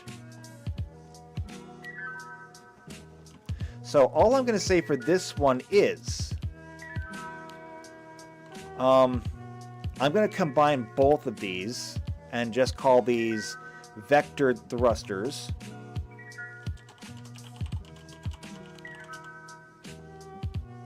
And I'm going to say that these are a vehicle upgrade. But I am going to say they are the same rules as the jetpack armor upgrade.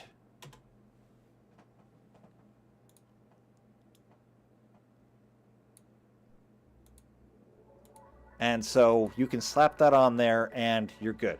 And JP says car jetpack equals Kit. Did Kit fly? I don't remember Kit flying. Kit did a lot of things. Kit could drive on ground. Kit could drive underwater. I don't remember Kit flying though. It's been a while though. Alright, the last thing on the list, and we're out of here, is the Velocity Tracker, an advanced sensor suite that consists of a sophisticated motion detecting and heat-seeking sensor system designed to track the movements of airborne targets such as enemy craft. With a Velocity Tracker system, its bearer can accurately bring his weapons to bear on otherwise hard-to-hit, high-flying targets before blowing them out of the sky. A Velocity Tracker is a support system available to most forms of Tau battlesuits. Okay, we got something here. So, Velocity Tracker. So this is going to be very simple. This is a vehicle upgrade. And this is going to give a plus, and I don't know what it's going to be yet, a plus X to gunnery versus specifically flying vehicles. Okay? Doesn't do as much good on the ground because you can hit something just as well on the ground, but for something that is in the air, it is going to increase that. Also, because this is versus flying vehicles, we're going to make it, and because it's only useful against flying vehicles, it is also going to increase the range. So, weapon range times 2, but only versus flying vehicles. Basically, it helps you lead them better.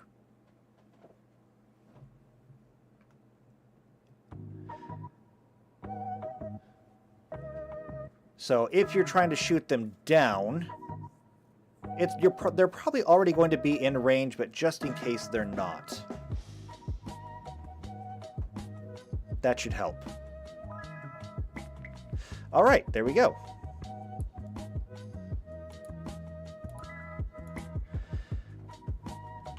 And that's it. That's it. We're done. We got through all of it. It only took 3.5 hours. Oh my god, it took 3.5 hours. And here I thought it was going to be quicker than that. Even with all the redundancies we were able to get rid of. Okay. But we're done now. We have everything for the Tau. So, just as a quick recap. Tau races, we have them. If you want to roll a Tau or something Tau associated, we have the Firecast. They're really tough. They've got great dexterity, they've got great constitution. They're not really the most conversational, but you know what? They're great. They also get free passage through deserts and mountains. If you want to go Watercast, they've got great intelligence and charisma. They also get advantage trying to earn a living or just, get money. Aircast, they're great pilots. So they have amazing dexterity. However, they are super weak. The critical threat range against the Aircast is literally doubled. So that means that they take a critical hit in a 19 or 20, but think about it. If you have a targeting array and you're shooting at somebody or being shot at because you are the Aircast, that means that if you already had a 19 to 20 critical range, that now becomes a 17 to 20. So is it worth the +6 dexterity and piloting being a class skill? I don't know. We've got Earthcast. They are super tanky and super variable. They get a +2 to any 2 abilities they want. And bonus feats. And they're skilled. And then we've got Ethereals. So they got lots of stuff. Ethereals, they get plus intelligence, wisdom, and charisma. They get a -2 to strength and con. However, they have the unique ability that they can just point to any tower they want and say, guess what? Redo that. It's amazing. We've got Kroot, who are actually birds, not lizards, which is kind of still weird to me. But they're fun because every time they eat something, and they can eat something every day, they can replace their scores or abilities. Now, what those are, it could be any of these things. But that means that if you eat something that's got some great scores, some great points, congratulations, you got it. Or you can play a Vespid. And Vespids are actually sexually dimorphic, so males can get different abilities than females, but they also have the ability to use weapons that nobody else can, specifically neutron weapons. We did the entire Tau arsenal, so we've got all their different armor. We've got Fire Warrior armor, Recon armor, Pilot battle suits, Stealth battle suits. We've got EMP weapons, we've got Ion weapons, we've got Kroot weapons, we've got Vespid weapons, which is the neutron blasters, which only they can use. We've got Marker lights, which make the game severely unfair for anybody fighting you. We've got fusion weapons, we've got phased weapons, we've got plasma weapons, we've got flashbangs, burst cannons, railguns, all the fun stuff. We did all the vehicles. So we've got their light vehicles, the skimmers, tetras, hover barges, the devilfish. We've got all their tanks, like the Barracuda, which is just literally everything, I think. Or was that the devilfish? I'm not sure. We got all their aircraft, like the incredibly immense Manta, which we saw the model for that, and it was like $2,000, which was hilarious, because who's ever getting one of those? But we did all their battle suits, too. We've got medium battle suits, large battle suits, huge battle suits, and now we've got all the toys to go with them. This has been an endeavor. However, it's one that's going to be well worth it. I don't know who's going to be playing. I don't know what everyone's going to want to play. But anybody who wants to play Tau, you have the toys. You have all the toys. You have so many toys, everyone is going to be jealous, and you can say, no, you're not allowed to play with my toys. It's going to be fun. So, that means that we can say goodbye to the Tau for now. When we come back here next time,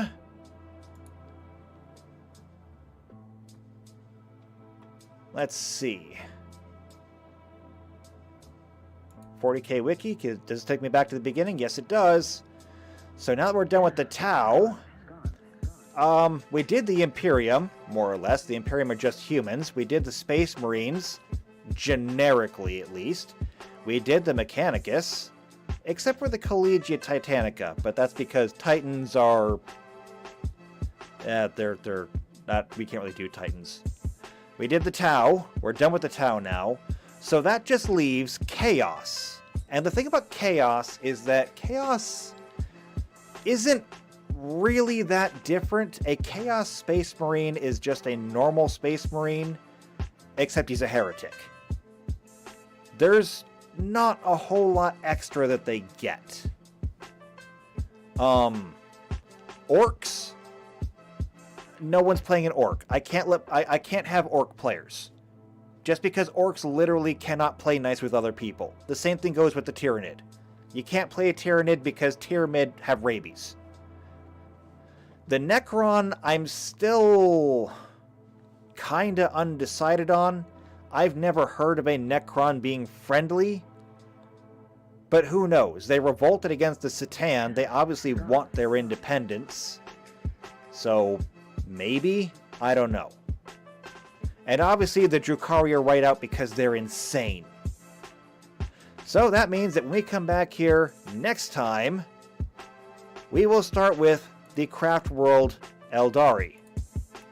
If I could select it. There we go, I think. Okay, there we go. Now we're on them. So we'll start with the Eldari, otherwise known as the Eldar, and see what we can do for them. Which I expect the Eldar to take much, much less time, because the Eldar are not nearly as diverse. I mean, there's, as far as I know, only really the one kind of Eldar. They may have various different hierarchies among themselves, but Eldar are just Eldar. That's it. In terms of their weapons, they all use basically the same weapons.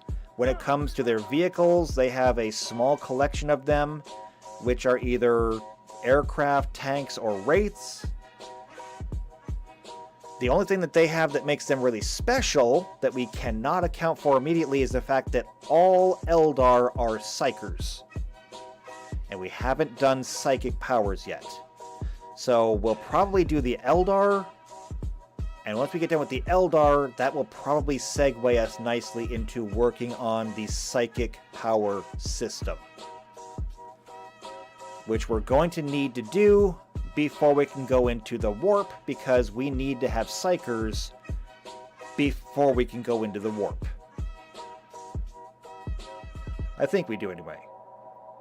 Anyway, we'll find out next time.